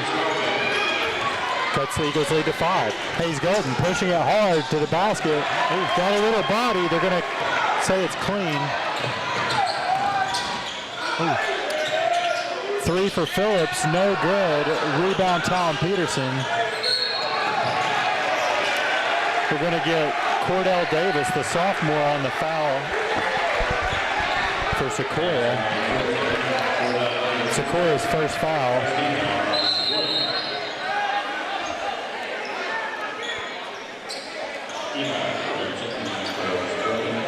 Your score 8-3 here in the early going.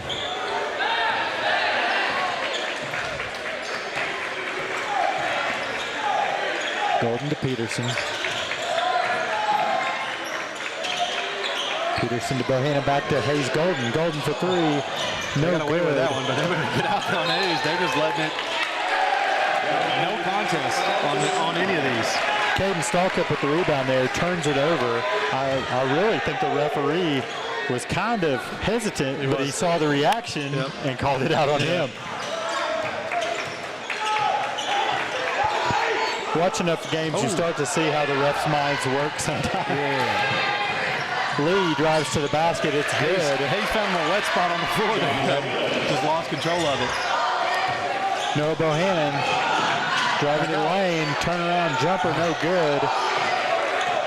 Rebound for Eli Byram, who's taking it coast to coast. Now he finds Chase Stalkup. Caden Stalkup takes an extra step. It's going to be a travel. Works at all levels of basketball, but I tell my fourth graders, just got to come to 2 feet. Yep. Anytime you come to 2 feet, you can work from there. But if you don't set up with a good base, you get in trouble like that in the middle of the floor, especially with the chaos that Seymour tries to create like that. You got to come set. Golden brings it across the timeline. Gives to Noah, poked away. Clay Kiesling in. They're going to let 2 do that all night, I guess. Peterson's going to take and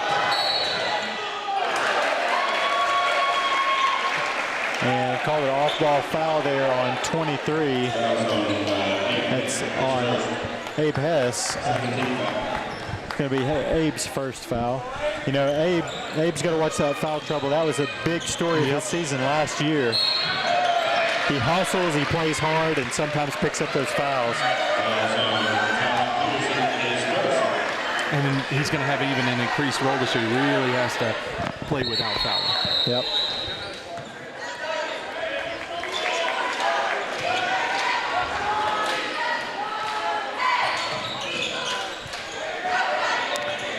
It's Hunter Batson into Eli Byram. Byram resets up top. Checks it down to Logan Lee.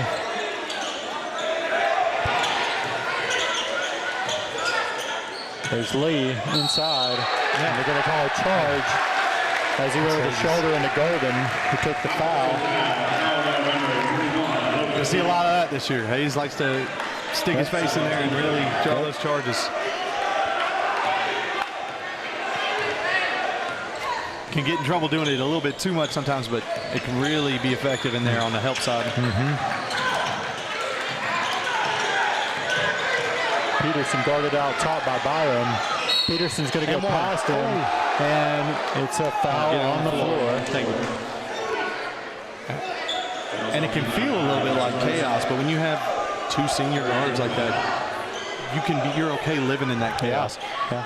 Coach Sharp wants a little bit of, hey, maybe we'll have a turnover here or there, but we'll get some open shots just out of just pure knowing where each other are going to be with experience. Golden finds Peterson. Peterson sets up for three. No good. Rebound, Hess. Oh, good look. It was there. Good look, just a little high on the pass. He was looking for Noah Bohannon down low. Need a little touch. Went just a little high. Checking in now for the Eagles is going to be number 0. That's Kiki Bohannon. that is.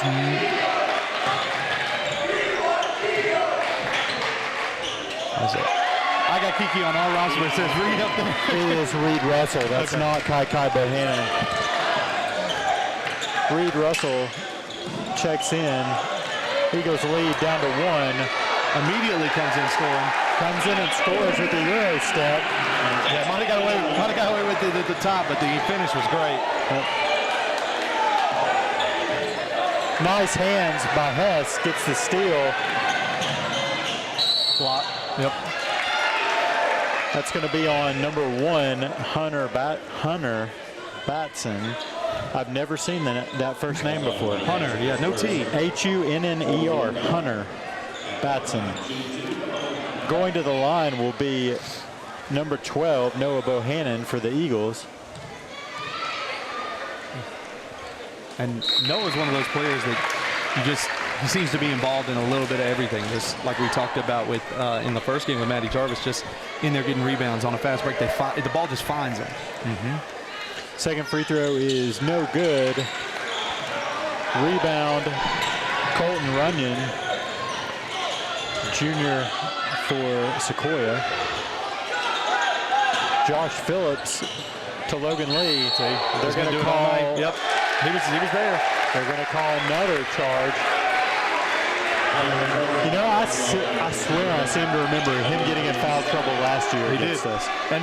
And it was that kind of thing. And when you're not tall, which Seymour just historically is not, they seem to have brought back more size than they had last year, but you got to do things like that to control the paint. Yep. You got to have your guards just stick their nose in there and really take charges. It just makes that slight hesitation from their big men rolling through the lane. If you can get that in their head, it helps. And one. Look at that. Hayes. Working. Coming off that little pick and roll, making him a lane. Yep. The box out.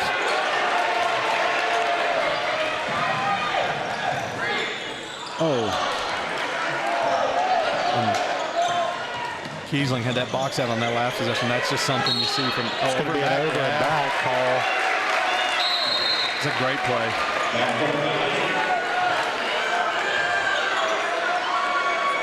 And Kiesling's another one that had a small role last year. And if he wants to keep getting more minutes, making plays like that, that's exactly how to do it. Clay Kiesling, Brennan, is kind of the hero of our student section during the football season. He was telling me earlier today he's hoping that some of those football players will come out and support the basketball team similarly. He's absolutely a spark plug. Looks like got another freshman. Kai Bohannon in. There's David Canterbury with the up and under. It stretches the Seymour lead to 8, 15-7, and under a minute to go here in the first. Old school haircut, old school move. Yeah. Both of them.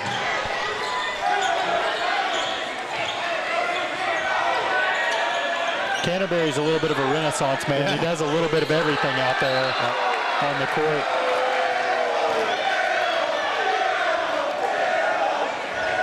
Student section letting them know. Yeah, student section definitely in this tonight, and it's actually a really good student section. Canterbury over to Bohannon. Bohannon to Kiesling. It's going to be stolen by 15, Leo Hessick. Hunter Batson, the pass out to Phillips, no good on the 3. Big rebound from Jonas Black. Almost got that one to go. Almost for Kiesling on that long one. We'll let the cheerleaders have their say here for just a moment.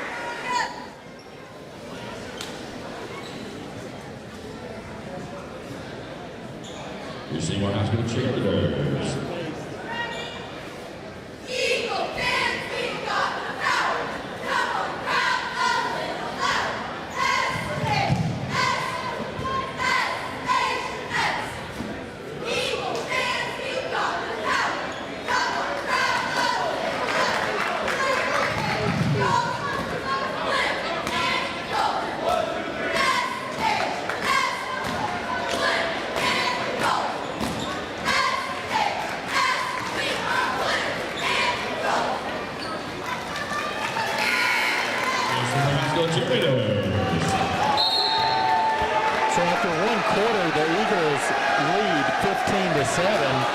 You know, Brennan, that's got to feel, if you're the Eagles, you got to feel pretty good about that first quarter. Yeah, great shots put up. Great defense, too. They forced a lot of missed shots on the defensive end. Yeah, everybody hustling, Peyton. You see bodies on the floor. Gio Tyler checks in for the Eagles. This is the first time we've seen the young sophomore from Pigeon Forge who joined the Eagles this season. Some of our best height in there right now between he and Jonas Black. Something the Eagles were starved for last year. They just over and over just got killed inside.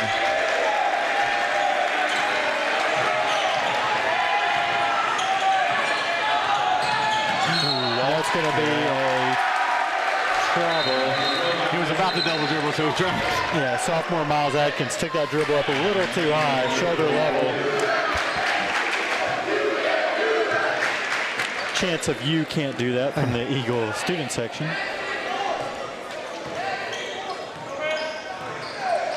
Hayes Golden. His pass deflected out of bounds by Colton Runyon. They've run that little transcontinental cut right there just 2 or 3 times, and Sequoyah sniffed that one out.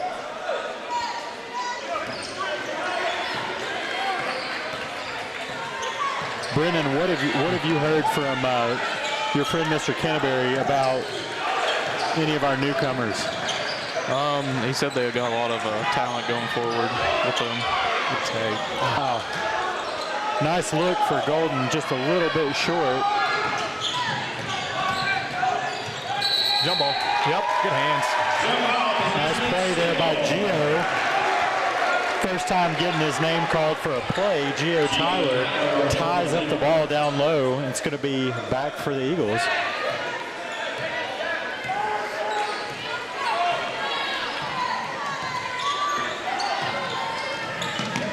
Golden gets a little pressure.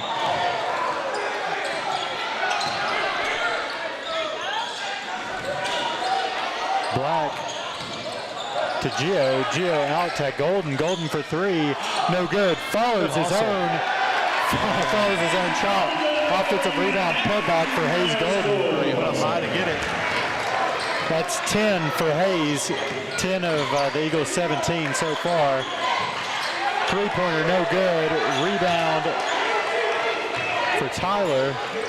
And Sequoyah seems like a team that they put a bunch up. Nice dish. Charge. And the charge. It's one of those where you get so excited you see the pass, you don't come to a full stop, you just get it off and run straight through a guy setting it up. Yep. Hayes of all people. Hey, I don't know how much you got to watch the team last year, Brennan, but Hayes, very aggressive point guard, driving to the basket, gets a lot of those 50-50 calls, a lot that don't go his way too. At least 1 or 2 charges a game. Yeah, oh yeah. And it's, but you like it. I mean, when you're a small guy and the way he throws his body into there, you're gonna end up with some charges like that. Yeah. Sometimes it'll get him in some foul trouble. Nice steal by David Canterbury, reading the passing lane. But this offense needs a point guard like that, the way they play.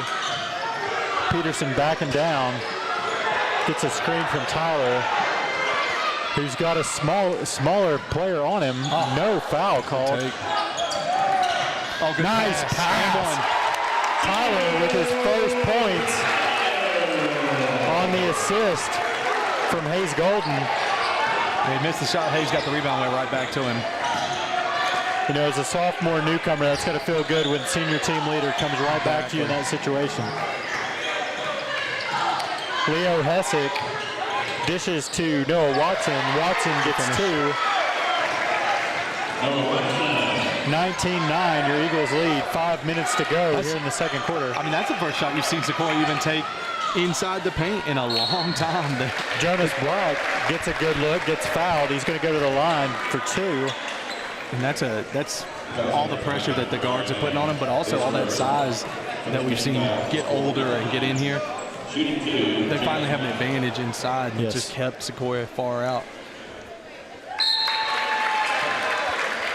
And they haven't been knocking down shots, so they finally went in and got a good shot in there. Last year we saw quite a bit that defenders down low could kind of slough off some of our guys, and this year I don't think that's going to be the case. Nope. Yeah, you saw more running out to guards, helping off and stuff like that, and just more worried about the guards driving than them getting it off to our bigs. And like you said, even early in here, you can see that they're already having to respect the inside more. Bucket for 21, that's Logan Lee down low, cuts the lead to 21-11. We didn't really talk about it because we were talking about something else, but Lucas Black knocking down both of those free throws. You like to see that too from a big man. Jonas Black, excuse me. Lucas Black's an actor. Yeah.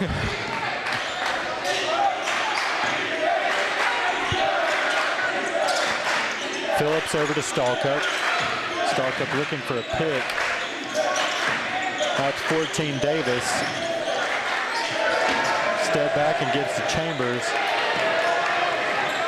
And it was tapped, so no backcourt violation.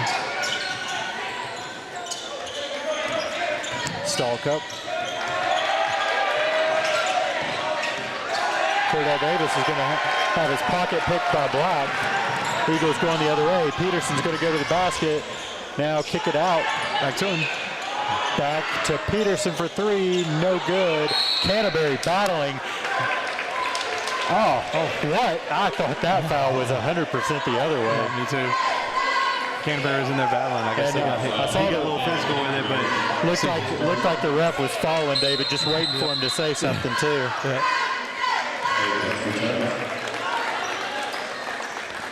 Jonas Black checks out. Abraham Hess back in. Stallcup. Dish is no good on the three.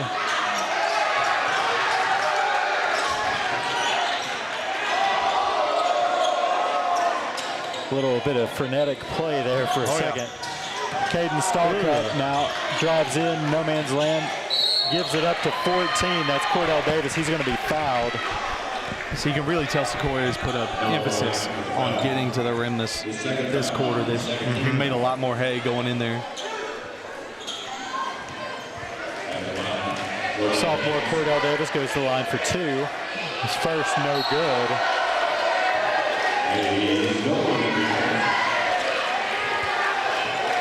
Canterbury checks out.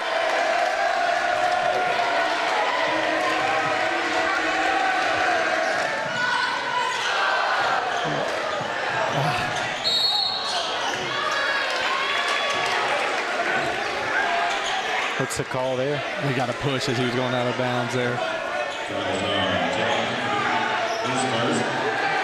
Fouling Jack McAbee, his first. Caden Stallcup has the ball for the Chiefs. Dishes to Noah Watson. Watson's going to take the runner, no good. Way to play it, Noah Bohannon. Oh, ball gets knocked away.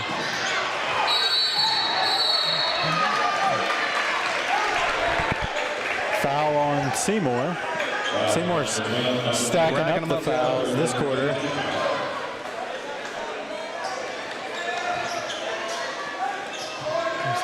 Sequoyah's been crashing those offensive boards and getting to the line. Hasn't paid off for him yet, but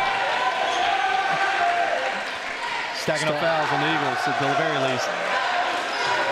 Bohannon's got three now. First free throw, no good. Checking in. It's going to be Reed Russell. Sorry to Reed's parents. We'll call him the wrong name because he's the wrong name on our roster. Yep. I know Kai Kai, so I know that's not Kai Kai, but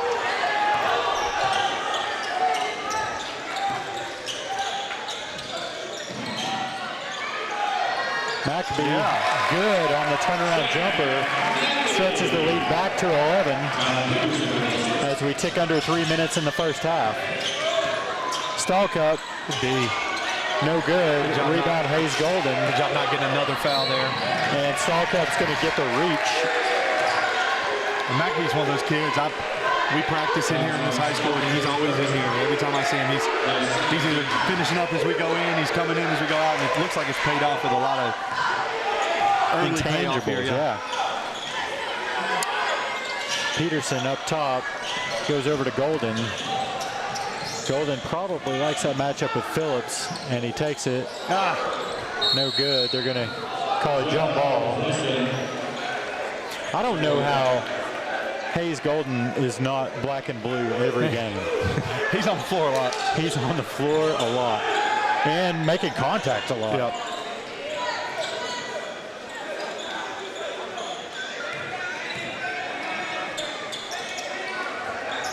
Phillips and Stallcup playing a two-man game to break this press, and they do. And then dribbles off his foot. McAbee picks it up, gives to Golden.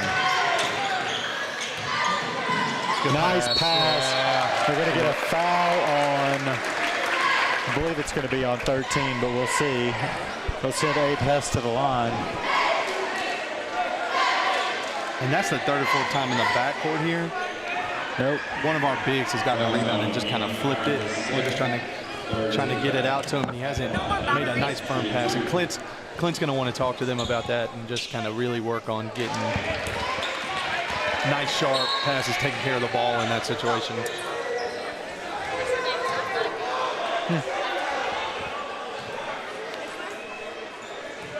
Hess going to get another one up here. Hits the second. Totally missed that when I was having some teacher duties. Oh, yeah. No. Okay, McAbee with a good block up top, but they said they got him in the middle with the body. Student section doesn't love the call. As they typically don't. And that sends Eli Byram to the line.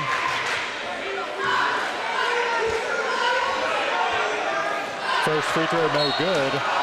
Eli came off the bench early, but he's been very active on defense, really just throwing himself in there.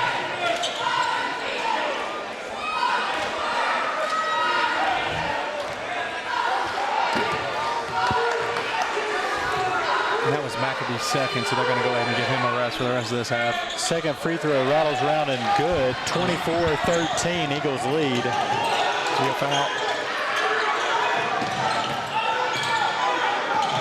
There you go, Hayes. Make them think about crowding you like that. Yep. Couple looked like obvious fouls. Yeah, I did. And Hayes swung a little elbow, and the kid backed off a little bit. Yep. 30-second time. At the halftime, we'll have next game. So Eagles lead 24-13 here at the 2-minute break in the first half. Hayes Golden leads away with 10 points. So far, Eagles looking pretty impressive. Yeah, this is the kind of game that they want to play. This is chaos. Just keep kind of really put pressure on the other team's guards and hope they make mistakes. And maybe not as many outside shots as Coach Sharp probably wants to see from his guys, but they've been pounding inside, and that works as well.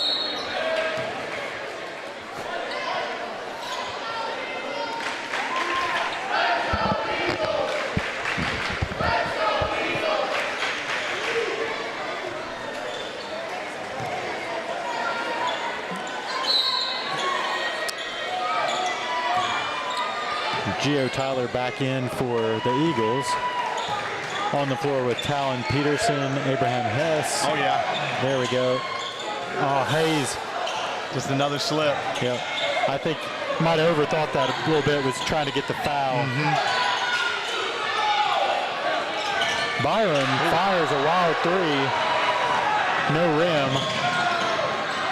Talon double teamed. Yep, good look. Goes long. Nice second look to Abe Hess. Assist to Hayes Golden. Talon's kind of the yin to Golden's yang there. He's a little more under control, a little more, hey, let's find the right play here. And nice rebound for Hess. Hess to Gio. those are good passes. Nice going. Really good ball. Eagles stretch the lead to 15 with a minute to go here in the half.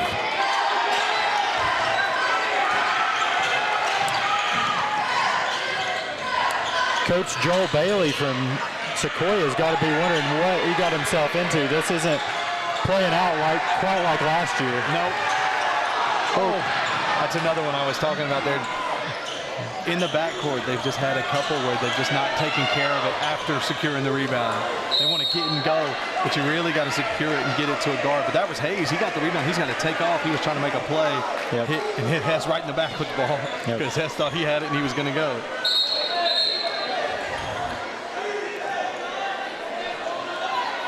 It's going to stay with the Eagles. David Canterbury will inbound the ball. Goes to Reed Russell. Russell going to break the press alone. Gives to Peterson. Peterson gets a little separation, puts up the jumper. It's good. And one. Talon Peterson's going to be going to the free throw line, looking to make this an 18-point game as we near halftime.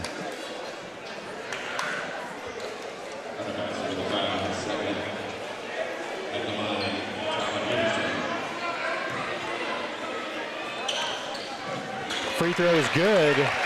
As Charlie would say, the three-point play the old-fashioned way. Eagles lead 31-13.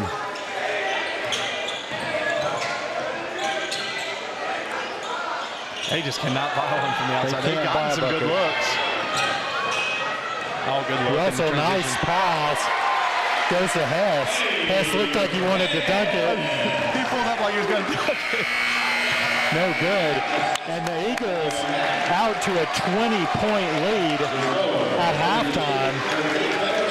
You know, guys, I'm pretty sure if we knew there was going to be a 20-point lead at halftime, I don't know, we've been pretty happy. So, all right, we're going to switch over and have a little interview here with the player of the game from the girls' game. Joining us tonight, sophomore Maddie Jarvis. Maddie, not the outcome you guys were looking for, obviously, but probably more playing time than you've ever had in a varsity game. Yes. What was it like getting in there from the start and being involved with McKenna and Callie and the older girls? It was exciting. I was glad to be able to play a big role on our team, and I just want to do everything I can to help better the team. Yeah. Something that we noticed, obviously, Callie led the team in scoring. You were next with 7. Is that your varsity high? Is that the most you've had in a varsity game? Yes. I thought so. I wasn't 100% sure. But what we were really noticing, especially early on, some big offensive rebounds. Yes. Talk about mentally what you do to prepare yourself for what you have to do in there. I just know that on our team, a big part is we need to get offensive boards, and I knew my role, I needed to go in and get rebounds. Yeah, you kind of play that, I don't know, almost like a utility knife role on the team. You do a little bit of everything, and offensive rebounding is a big part of that. Those second chance looks, especially when you're an inexperienced team, are very important. Yes. What was summer like for you guys this year? We spent a lot of time conditioning and just practicing the principles for our offense. We have new everything, so we needed to learn the basics of what to do. So what's it like having Coach Kahneman step up to take over after our short stint of the previous coach? I was really glad that she stepped over. She coached me in junior high, and she was assistant last year, and I just loved how she coached, and so I was glad she stepped up and decided to be coach for us. So what I spoke about earlier, there's a trio of you sophomores that played a lot of minutes tonight. Have you guys all played together for several years? Kinsey actually moved to Seymour in 8th grade. Okay. But Emily and I have played together since 3rd grade. So we've had a long time, and Kinsey's came on recently. Tell the viewers out there what we talked quite a bit about how coming into a game, you've played a little bit of varsity time, not a ton. What's it like making that transition to being out there the majority of the time? It's very fun. I love playing basketball, and I'm just glad that I have a role on our team, and I just need to work as hard as I can to keep it and do as best I can. When you came, if you could go back and tell your 7th or 8th grade self one thing about playing varsity basketball, what would be that advice? Be prepared for this, or get used to this. What's different? I would tell myself to just be prepared for how physical it is. Like, going from middle school to high school, it's a whole nother game. It's so much more physical, and just be prepared to work as hard as you can. All right. Well, thank you, and congratulations being our first player of the game this year. Thank you. All right. That, again, was Maddie Jarvis, the sophomore guard for the Seymour Eagles. And get the Raven Wings, Tammy Fisher. Of course, we missed a long bucket as we were talking to Maddie Jarvis. But we're going to take a little time out. We're going to take about 6-minute break here for halftime and catch our breath. We'll be right back with you.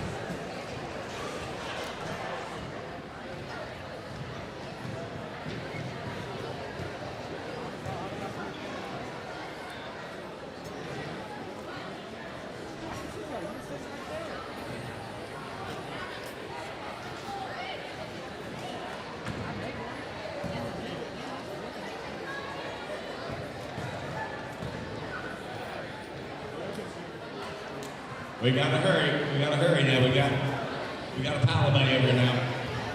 They go from the hand the foul line. Okay. All right.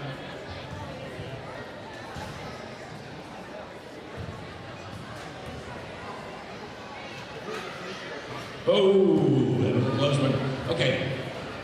Head of the foul circle for the little ones.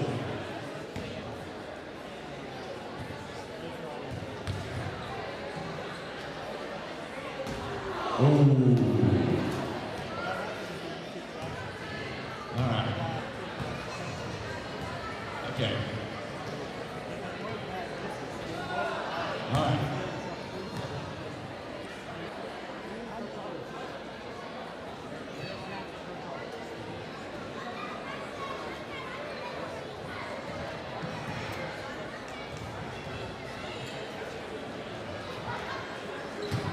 Okay. All right. 3-point line for the little ones. All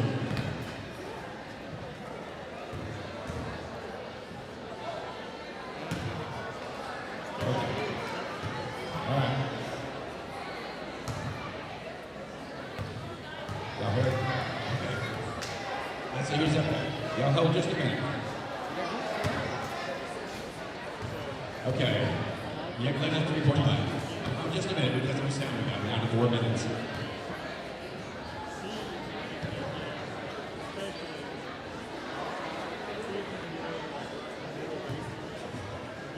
No, up to the 3-point line. Up to the 3-point line. Up to the foul circle. Yeah. Up to here. There we go. Shoot, I'll down the gift card. Oh, that was close.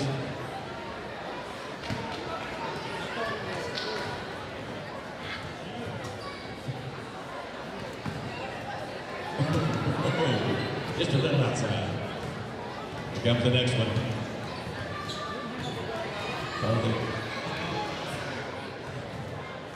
Oh, just a little short.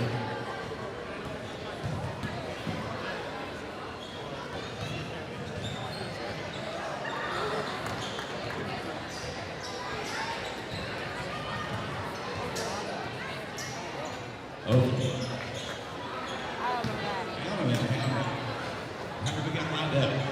Hey, Chris, take it away. Okay, the tapes are coming back out now. We got to call it now. Sorry. Y'all get to keep your dollars. Okay. Hurry up. They need to come up. Hey, come on, guys, on the other side of the court. Okay, last shot. Last shot. Last shot. Okay, all right. Hey, thank you all for participating.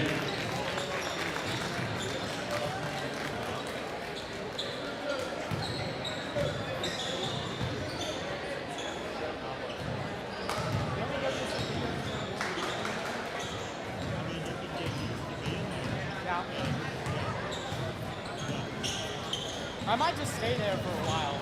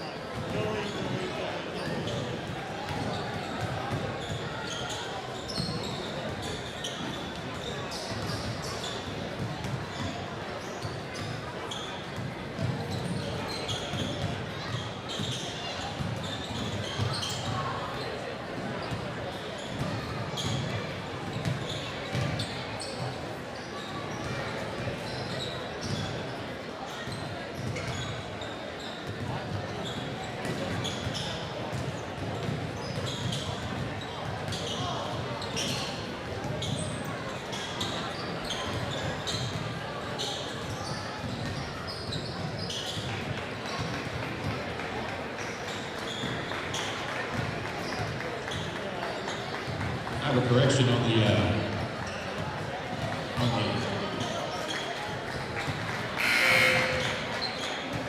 boys varsity numbering. I've been calling 0 Chicago Cannon, and actually it's Reed Russell. So they've been Reed Russell wearing 0, Kankai's wearing number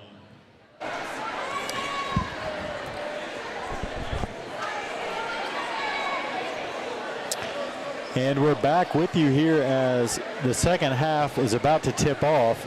Seymour Eagles lead 33-13 at half over Sequoyah. Quite the first half there, Brennan. I'm going to give the people that are joining us late a little bit of a rundown on what's been going right for the Eagles so far.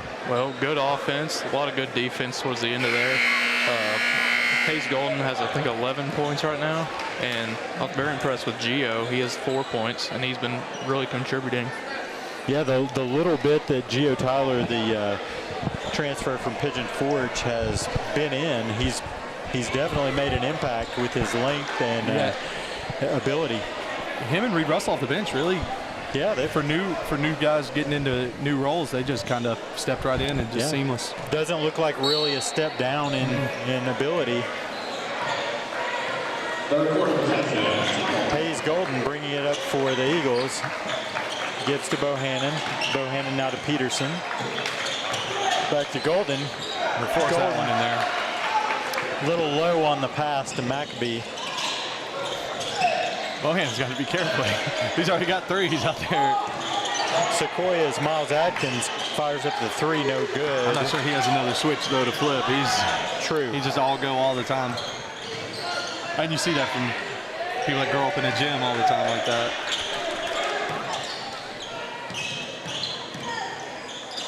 Sequoyah's Byram with the runner, no good. Rebound Bohannon to Golden. Golden to Canterbury. Canterbury, nice dish to McAbee. McAbee spin move. Oh, finish. Doesn't quite finish it. Beautiful move inside. Really good footwork. Just couldn't get it to go. 4 all. Bohannon gets lucky right there. He easily could have been his 4th foul. Canterbury is going to get the foul on Josh Phillips. And Phillips had the size in there. He really didn't have to stick his hand any more than just straight up. He just got caught with his hand in there. That'll be Phillips' first foul. It's going to send Canterbury to the line where David hits the first. Absolutely no routine. Just caught it right off the bounce from the ref. I love that. Just goes right into it. That's the West Virginia in him. Yeah. Just no flash. You don't need that fancy stuff. No dribbles.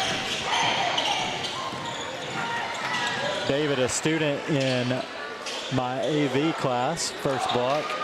Good student. Takes his work seriously. I appreciate that. Golden to Canterbury. Canterbury back to Golden. Golden's going to launch the 3. No good. Rebound Byram going the other way for Sequoyah. Dishes to 13. 13 Noah Watson, the freshman, scores. The lead back to 20. You can't let that energy dip. Being up 20 and a half will do that to you. Canterbury will take a 3, no good. Nobody there to get the offensive board. Here comes the freshman again for Sequoyah. Turnaround Jay, good. Noah Watson, back-to-back buckets for Sequoyah. And that's going to be a timeout. Coach Sharp going to call for the time. You see that coming out of halftime sometimes when you have a big lead like that. In the first half, you see that shot come off from Dave Bohannon. There's 5 guys from Seymour swarming around it. Second half, just all alone, just all Sequoyah and everybody else kind of just jogging back. And that's a Coach Sharp. You can see him getting a little heated with the boys in there. That's just really is going to get on about getting that energy back up. That's an easy trap, Brennan, that kids can fall in almost any sport. You've got a little bit of a lead, and the things that got you in the lead start falling to the wayside. You never want to let up. I'm sure Coach Sharp told them exactly that, maybe a little more colorful way. Yeah, and I can't remember who exactly, but there was a college player getting interviewed earlier, and you just see it. Each possession feels a little less important. You give up a layup. Okay, well it's only on the 18 now, right? And you can't let that seep in. Bohannon the elder inbounds to Hayes Golden. Golden, they flash out a double. Maccabee, little head fake, got the ball knocked away off Sequoyah, out of bounds. It's going to stay with the Eagles. Just was in between going all the way and pulling up. Got to make a decision and go. Golden looking down low, goes out to Peterson at 3. Peterson backing down his defender. Nice pass. Bohannon no good. Okay. Oh, I thought Maccabee had that tip in. Almost had the tip. It's going to go out of bounds.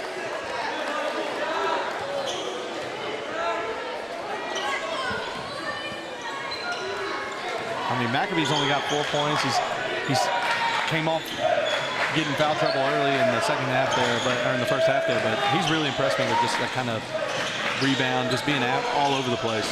Just another one right there. There he is. He's just been kind of in the right place at the right time, just knows what he's doing. Hayes goes in for the rim grazer after the whistle. What was the call there? He stepped on Bohannon stepped on the line. So this freshman Watson, nice does a good pass. job. Steal, Hayes Golden comes up with it over to Peterson, who's leading the break. Maccabee. Yep. Peterson dishes, Maccabee. Pass. Good. 37-17, back to a 20-point lead for the Eagles. With the way that Talon put pressure on the guards right there and beat off the dribble, they're going to have that pass there. Canterbury's offensive rebound leads to a mid-range jumper for Talon Peterson. And Peterson's up to 5 as Eagles' lead increases. Rebound Bohannon out to Golden, pushing the pace again. Nice dish. Talon no good. Talon's one of those Rebound, kids Josh that gets in a rhythm like that. He lets a pass get him in rhythm even more than a shot does. Yep. He made one really good assist, and he just all of a sudden you could see he starts getting a little more comfortable, starts taking more shots. Phillips' 3 is no good. Great pass. Yeah. Great lead pass from Talon Peterson. You saw him finesse that little bounce pass up court to Canterbury, who's going to go to the line for 2.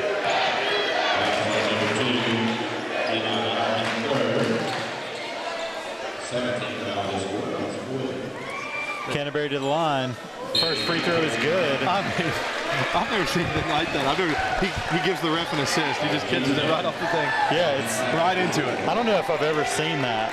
A lot of trust in the official to give you a good pass, though. Yeah. He just goes right into it. A little more deliberate on that one, and he missed. So, Just 40-17, your Eagles lead Sequoyah here in the early going third quarter. There's the bucket for Josh Phillips. And a timeout. Score really needed something to just really stem the tide there. Lead 21 for the Eagles with 3:49 to go here in the third.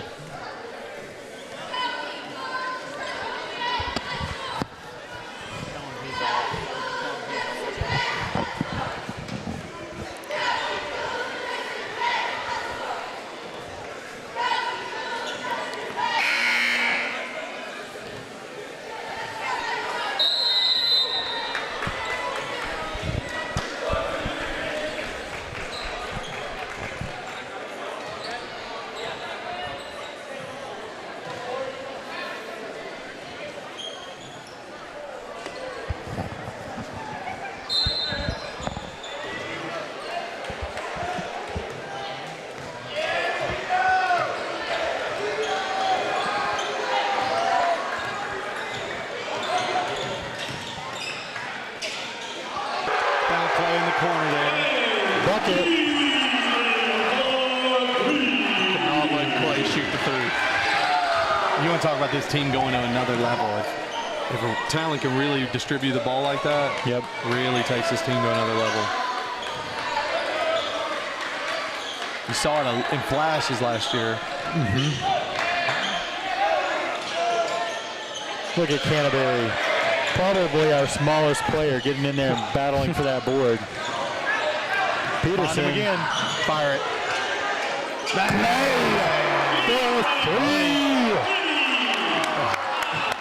You love love to see it for Clay because he's a fiery dude and he gets that little bit of confidence. Spark plug off the bench. So you got every team needs one. See, got a little overexcited. Made a couple really good passes. Good job by Bohannon not fouling there. Kiesling again with the hands. Got active in there. And good job. Way to go, Jonas. He's strong in there with it. You know, I'm seeing lots of little intangible things I like in this game. And you see it's Coach Sharp putting his imprint on this team. You see his second year. Just the kind of things playing for him. I know that's the kind of things he really wants. I'm seeing a lot of his Halls teams play like that. They're not the biggest, they're not the strongest. They're just going to go in there and they're just going to keep chopping wood going at you. Tyler out to Kiesling. Kiesling gets the ball stolen by 11, Colton Runyon. Quick hands.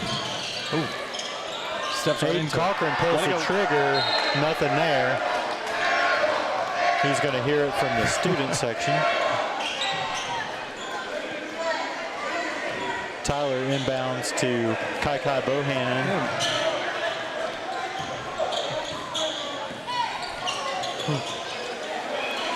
Canterbury drives the lane. No good on the layup. Good take. He lost it on the way up. I saw it kind of rolling off the back of his hand. He had to try to maneuver it in there. That's one thing getting up in a game like this where even if you let him back in a little bit, you get somebody like Bohannon, and Tyler's his first run with here. He gets a lot of good minutes, and Black as well. It's a good way to inject that I don't know, that sense of gosh, my words are failing me, but the sense of the enthusiasm, the wanting to get out there and do your best. And it still feels like when you're in the third quarter like this, still feels like big minutes, right? Yes. It's not, we're putting them in a blowout. It feels like you're really playing meaningful time here. Just as Reed Russell comes in, 21, Logan Lee goes to the line. So he misses the first. Got the entire bench in here. Not a starter out there. You really letting them get some run here. No good. And that's what can happen sometimes. You have five guys that don't play together a ton.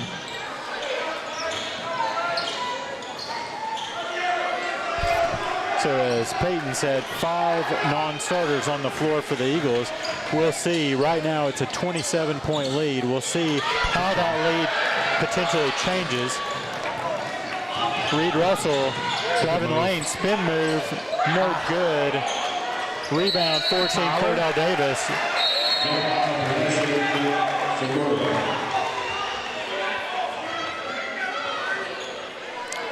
I think they're going to get. They were both yanking at the ball after the plays. Just kind of wants to settle it down. I don't think he's going to get any fouls or anything on it. Just kind of settling it in. So my initial thought was they called a foul on 14, Cordell Davis, for kind of that aggressive chicken wing. Yep. And then the second referee came in and I think is going to call something on. He called a technical on Gio. Yep. Here. It was a retaliatory thing. Didn't need to happen, but also I don't think that needs to be called in the game. Yeah, it seemed like they were both just kind of ripped the ball out. Riley Lane taking the technical, makes the first. Coach Sharp probably talking to him a little bit about maybe blow a whistle earlier. That didn't happen. Both technical free throws are good. Now a timeout for Coach Sharp.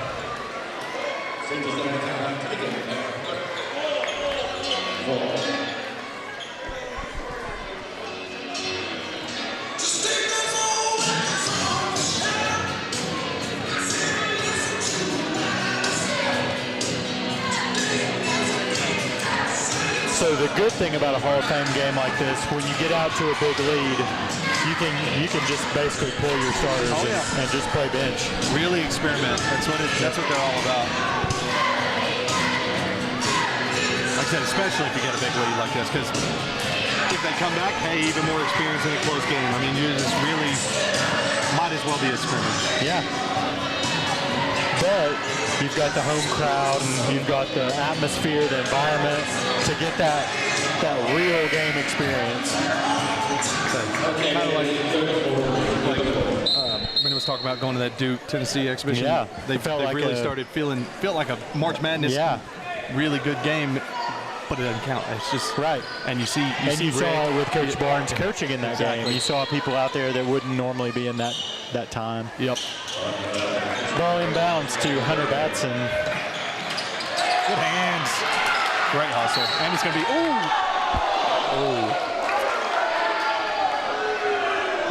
that's great defense. They're going to get it out on the Eagles, but sure seemed like you could have went either way there.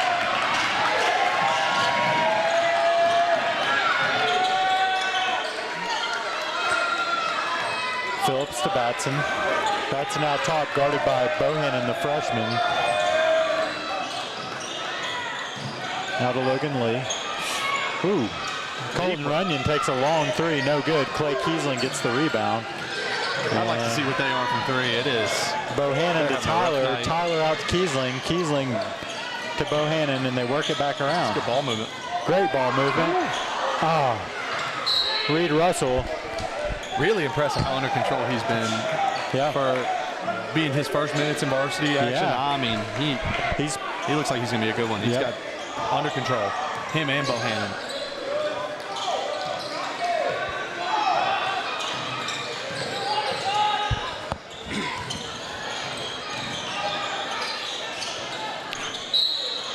Riley Lane pulls the trigger. They're going to call a foul, so it's going to be 3 free throws. Just really can't get up under that shooter when he's taking that shot there. It's hard when you want to close out hard and distract it, but you got to watch those feet get out from under him.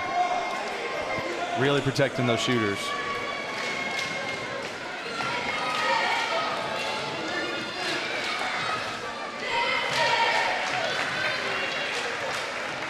Lane's first free throw is good. Eagles lead by 24. 12 seconds to go here in the third.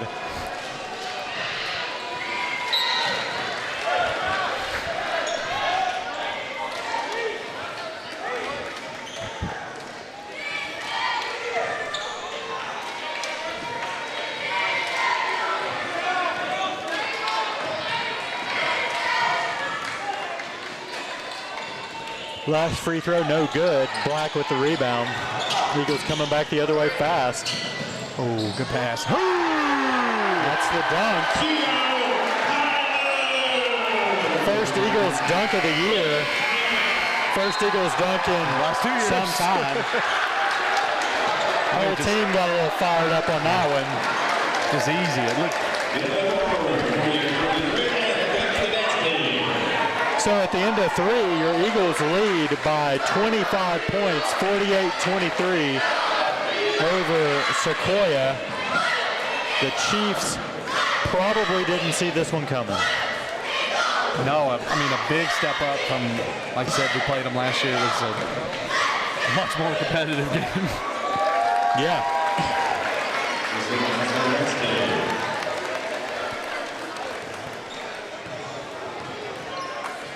You know, I'm sure, like any good coach, Coach Sharp is going to come up here after the game and talk about all the mistakes they made, all the poor things they did.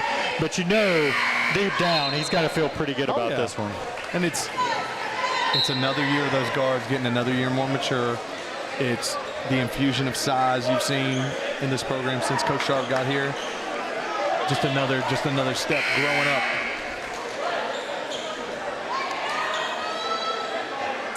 So that Hall of Fame game last year against Sequoyah was a 3-point win for the Eagles, 52-49. So that was a nail-biter, squeaker, whatever you want to call it.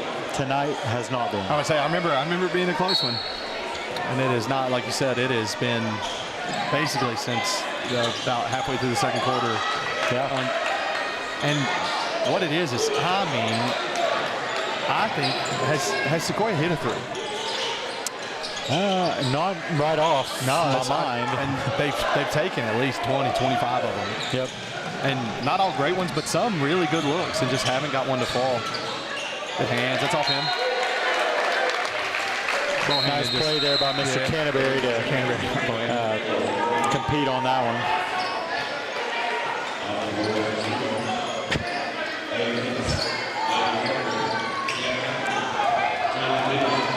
Talon leading the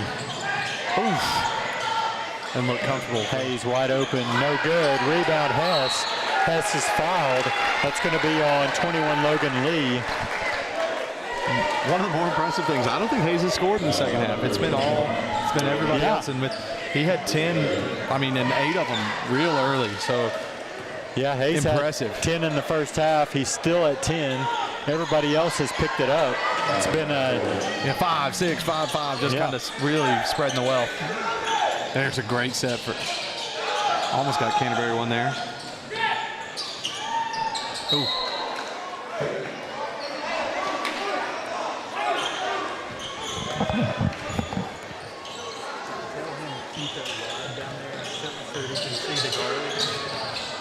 Those good hands. Good hands. Good job by McAbee. Not fouling. Yep, good pass. Oh. Touch.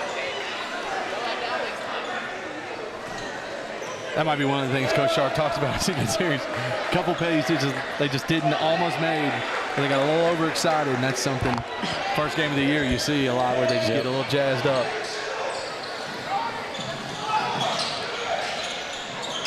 Christian Chambers hits, I believe, Sequoiah's first 3 of the night. Cuts the lead to 22.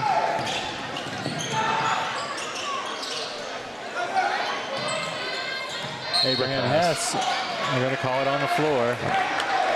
That's one of the things, again, Coach Sharp can talk about. In a more competitive, more high-flow game, you really don't want Talon making that dribble into 3 people there. It ends up being fine. Here comes Hayes shooting one. Bang, bang, and one. That's why they didn't let him land. Same call they got on the other end. Yep. But you don't want to form bad habits in a game like this.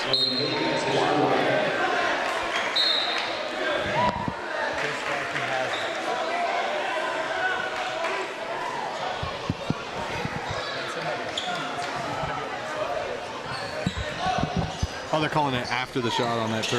Oh, they call it after the shot? So I guess he didn't get him from getting out of there. There's Canterbury. But so they got him after the shot, so inbounds play there.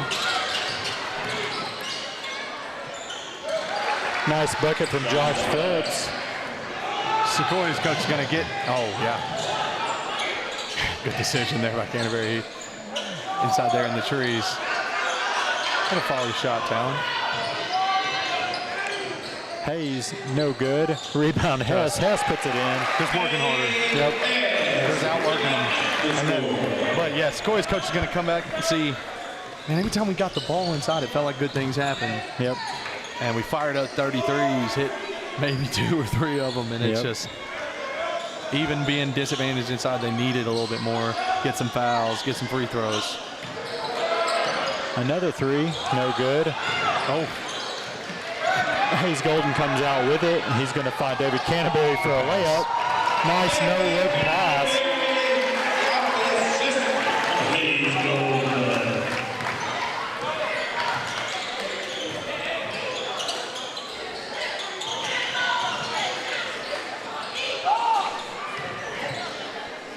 Talon Peterson gets the rebound.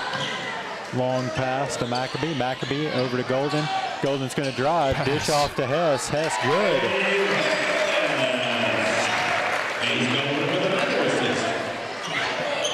That's the difference, I think. Yep. This year, last year, Talon Hayes created a lot of offense, but it was more for themselves. Right. Now they're creating for the bigs inside. They're going in, taking it. They don't feel like they have to put the shot up. They can dish it off, and they trust those bigs to finish that shot inside. It's a big, big development for them.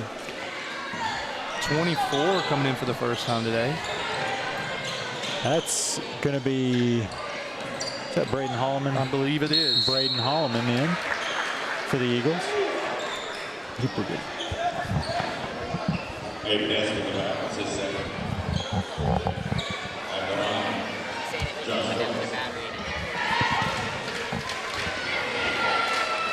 shooting free throw is going to be Josh Phillips. First one good.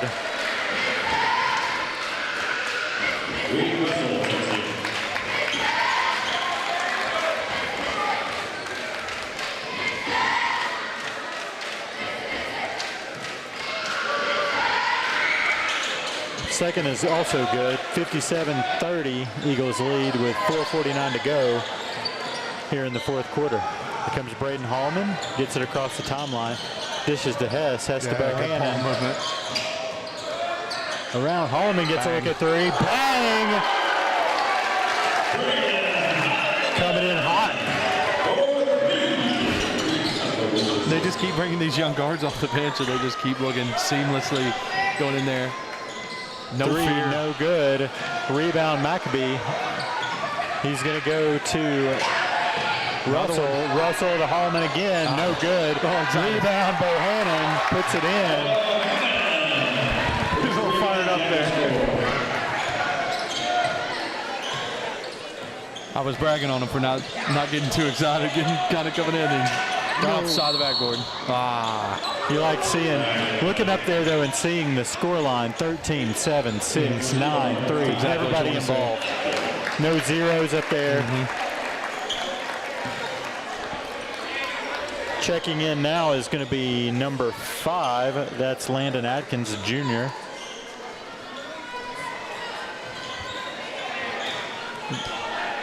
Getting everybody a little run here. That's what you want to see in these kind of games.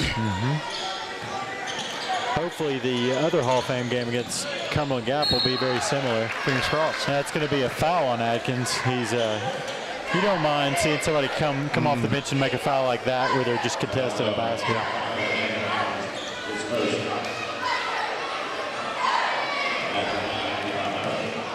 Black and Tyler about to check in. First free throw is good for Get these Byron. young bigs a couple more minutes in here. Abraham Hess and Noah Bohannon check out. So again, we're 5 non-starters on the floor for the Eagles.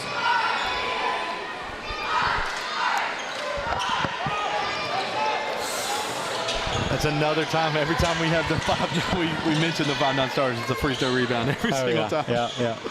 Everybody's looking around, seeing who's going to grab Are you it. going to box out? We're going to go.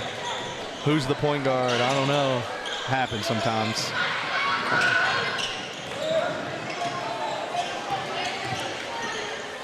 Hallman. It's a dangerous pass. Oh, good. That was a little extreme Euro step there. Yeah, he'd already taken a couple of steps and decided to. Someone jumped in his passing lane and he double clutched it. My old joke I'll use at least 20 times this season. The Euro step, or as we used to know it, travel. Yeah. Nice block there. Yes. Another dunk. For Gio. Effortless. Again, just another phase that we just didn't have last year. That kind of inside athleticism. Yep. It's nice to have the danger of somebody going up and dunking. Yeah. I mean, if you can get up to do that, it's an easy. It seems silly too, but it's intimidating for high school kids that just don't. You go to practice, you play all year, nobody's up there dunking it. All of a sudden, you turn around, someone's legs are hanging up around your head, and you're like, oh. And it gets in your head, and maybe you start, you know, a little turnover. Something that I'm pleased to see, though, is even with our bench guys out there, the lead keeps growing.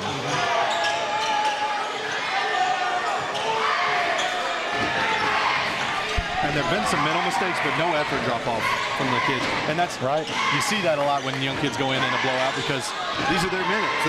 There's no effort drop-off because this is their time to shine. Good play by Landon. Speaking of Landon Atkins, layup. Nice outlet pass from Black there to make it happen.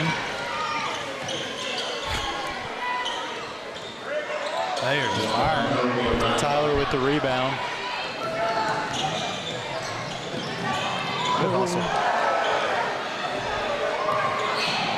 Good hustle by Russell. Byram with the bucket inside. We're going to get Mason Branch and Dylan Morin in the game. Minute 42 to go. Clock's still running. I guess there's some kind of mercy rule I don't know about. They're just going to run it through, I guess. We don't see a lot of mercy rules. But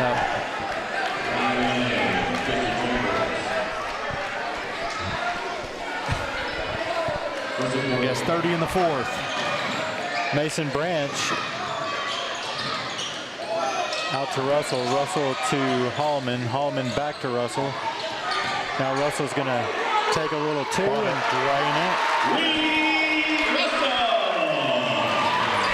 That's my biggest takeaway. These young guards coming off the bench have just been in total control. Oh, look at that. You don't see that often. Nice awareness there from Russell as well. Dish to Morin. Came up just a little short. Kai gets on the board. No, excuse me, Russell again, yeah. Russell. Making the most of his opportunity. Absolutely. Rebound for Mason Branch. Now Braden Hallman slows it down. Over to Dylan Morin. Morin's going to launch a three. No good. Way to keep it alive, Landon Atkins, but the ball is rebounded by Sequoyah.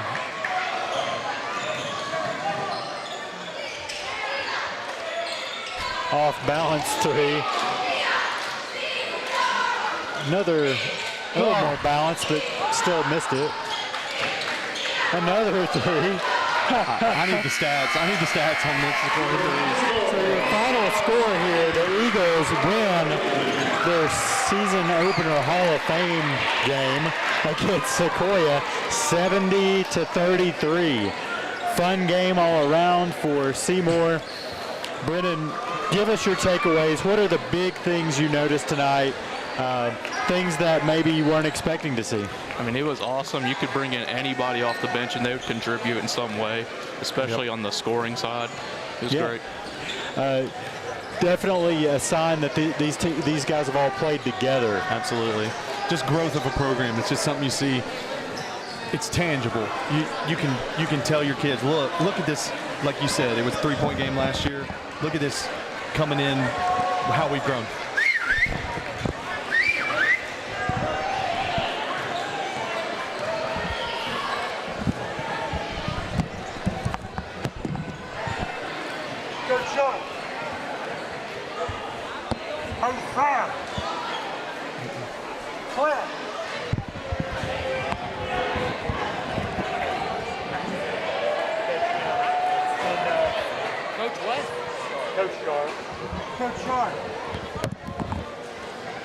Hey, Elon, tell him to send anybody up he wants to. Whoever he says is player of the game, send him up. We'll stick around here for just a minute while we try to wrangle the coach and player of the game. This is a new feature for us, so just getting them to know that that's what we're doing is is a little difficult. We talked about it beforehand, but things don't always go perfectly.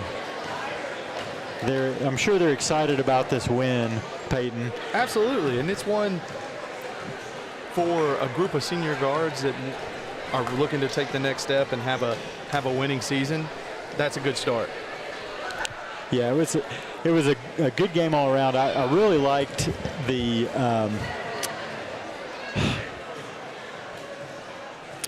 pressure that they put on early and just playing. I mean, no taking a play off. They were, anytime Hayes is out there, you better be running because he's going to be running. Absolutely, or you're going to get hit in the back of the head with a ball coming your way. It's you see Coach Sharp. He wants that kind of chaos, and even the little dip you had at the beginning of the second half, he called timeout, and it just was instant correction. Yeah, and so we're going to be joined by player of the game, and Hayes right there is the microphone. We'll talk about this briefly. So our player of the game today is going to be Hayes Golden. And Hayes, talk a little bit about just coming into this season. You guys have a few new pieces, got a few younger players playing minutes with you guys. And from our perspective, you guys look like you've all played together forever. Yes, sir. I appreciate it. Yeah, I feel like this year we're really hungry. I mean, a lot of us have been through a lot of rough years with Seymour. So I feel like this year, knowing that we have the talent and the coaching and the work ethic, that we can make some noise this season.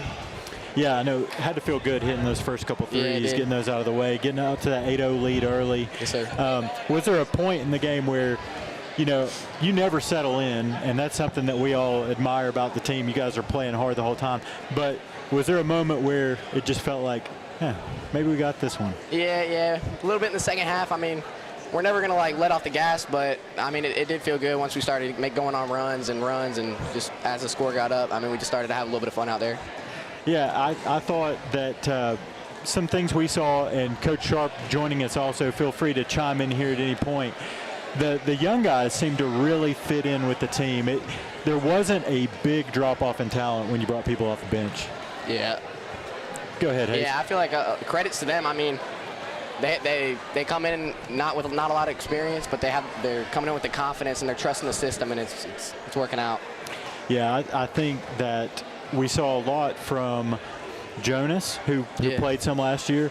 Gio, a newcomer from Pigeon Forge. That height, that's also got to be a big difference for you guys this year. Yeah, a lot of help.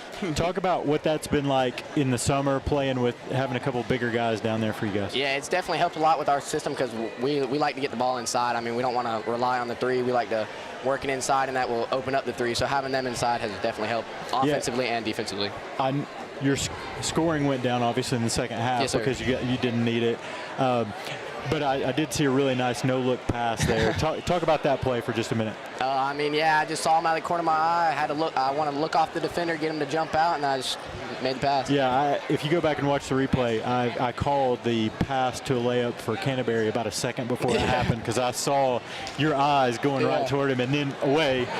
But Coach, this has to feel really good. Last year, you guys played these guys in the Hall of Fame game, 52-49. Today, 70-33. Talk about what's happened and what changes have led the program to, a 37-point win compared to 33. I know they lost some players and things like that, but they still had some of the same guys. Well, the first thing is we didn't lose much. So this is year 2 in the system for most everybody. Secondly, our young guys have developed. Our young guys have spent a lot of time in the weight room. They've gotten bigger. They've gotten stronger. They've gained more confidence. So we are a very deep team this year. Last year, we could only play about 7 guys. Now we could go 10, 11 if we want to. I mean, everybody played tonight, and there's not a huge drop-off. So with the development of our size, with the development of our guards handling the ball, we don't have to rely on Hayes to do it all. Yeah. You notice we played Talon off the ball a lot more tonight than we had to last year. I feel like that's more of his natural scoring position for us. So all of that is only possible because the guys did their work in the offseason. Something that Peyton, my cohort, and I both noticed as we were calling the game last year, Hayes and Talon were both, they had to look to score most of the time down on offense. Tonight, especially as the game got under control, they were looking to facilitate. And you guys, I think, are a dangerous team when they're facilitating their teammates. What do you guys talk about when it comes to that kind of thing? We talk about team first. We talk about making the extra pass. We want to set up our teammates instead of set up them ourselves. Yes, sir. And we celebrate that.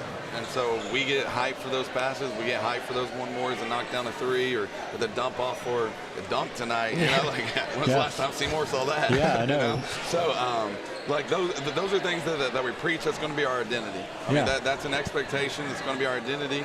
So, you know, we went through some rough patches. They're learning last year. Now this is year 2. They know it. Yeah. Probably my favorite part of the game was Hayes hits the 3, the foul's called, whatever. I look up, I see he's got 13, but then I look down and it's 9, 7, 6, 5. You know, everybody got involved. And that's something that, you know, no offense to last year's team, you didn't see a lot of the guys down low putting up points. I think Hess had a very quiet 9 points. You had, I think Maccabee had 6, Gio had 6 or 8. So you get all those added up, and that's a big portion of your points. Correct. It makes us harder to scout too when you don't have to when you have to guard more than 2 people. For sure. Well, thank you guys. I look forward to seeing you guys back in action on Friday. We're not going to be live streaming that game, so if you're a fan of the Eagles, come out and watch the game. It is a home game, so Cumberland Gap. And we'll see you next home game when, Coach? It's after Thanksgiving. So First of December. plenty of time. So if you want to see the Eagles, come out Friday night and watch the second Hall of Fame game against Cumberland Gap. And Sir, thank you. no problem. And as for us, we are done for the night. Eagle fans, join us next time as Eagles soar, fly, Eagles fly.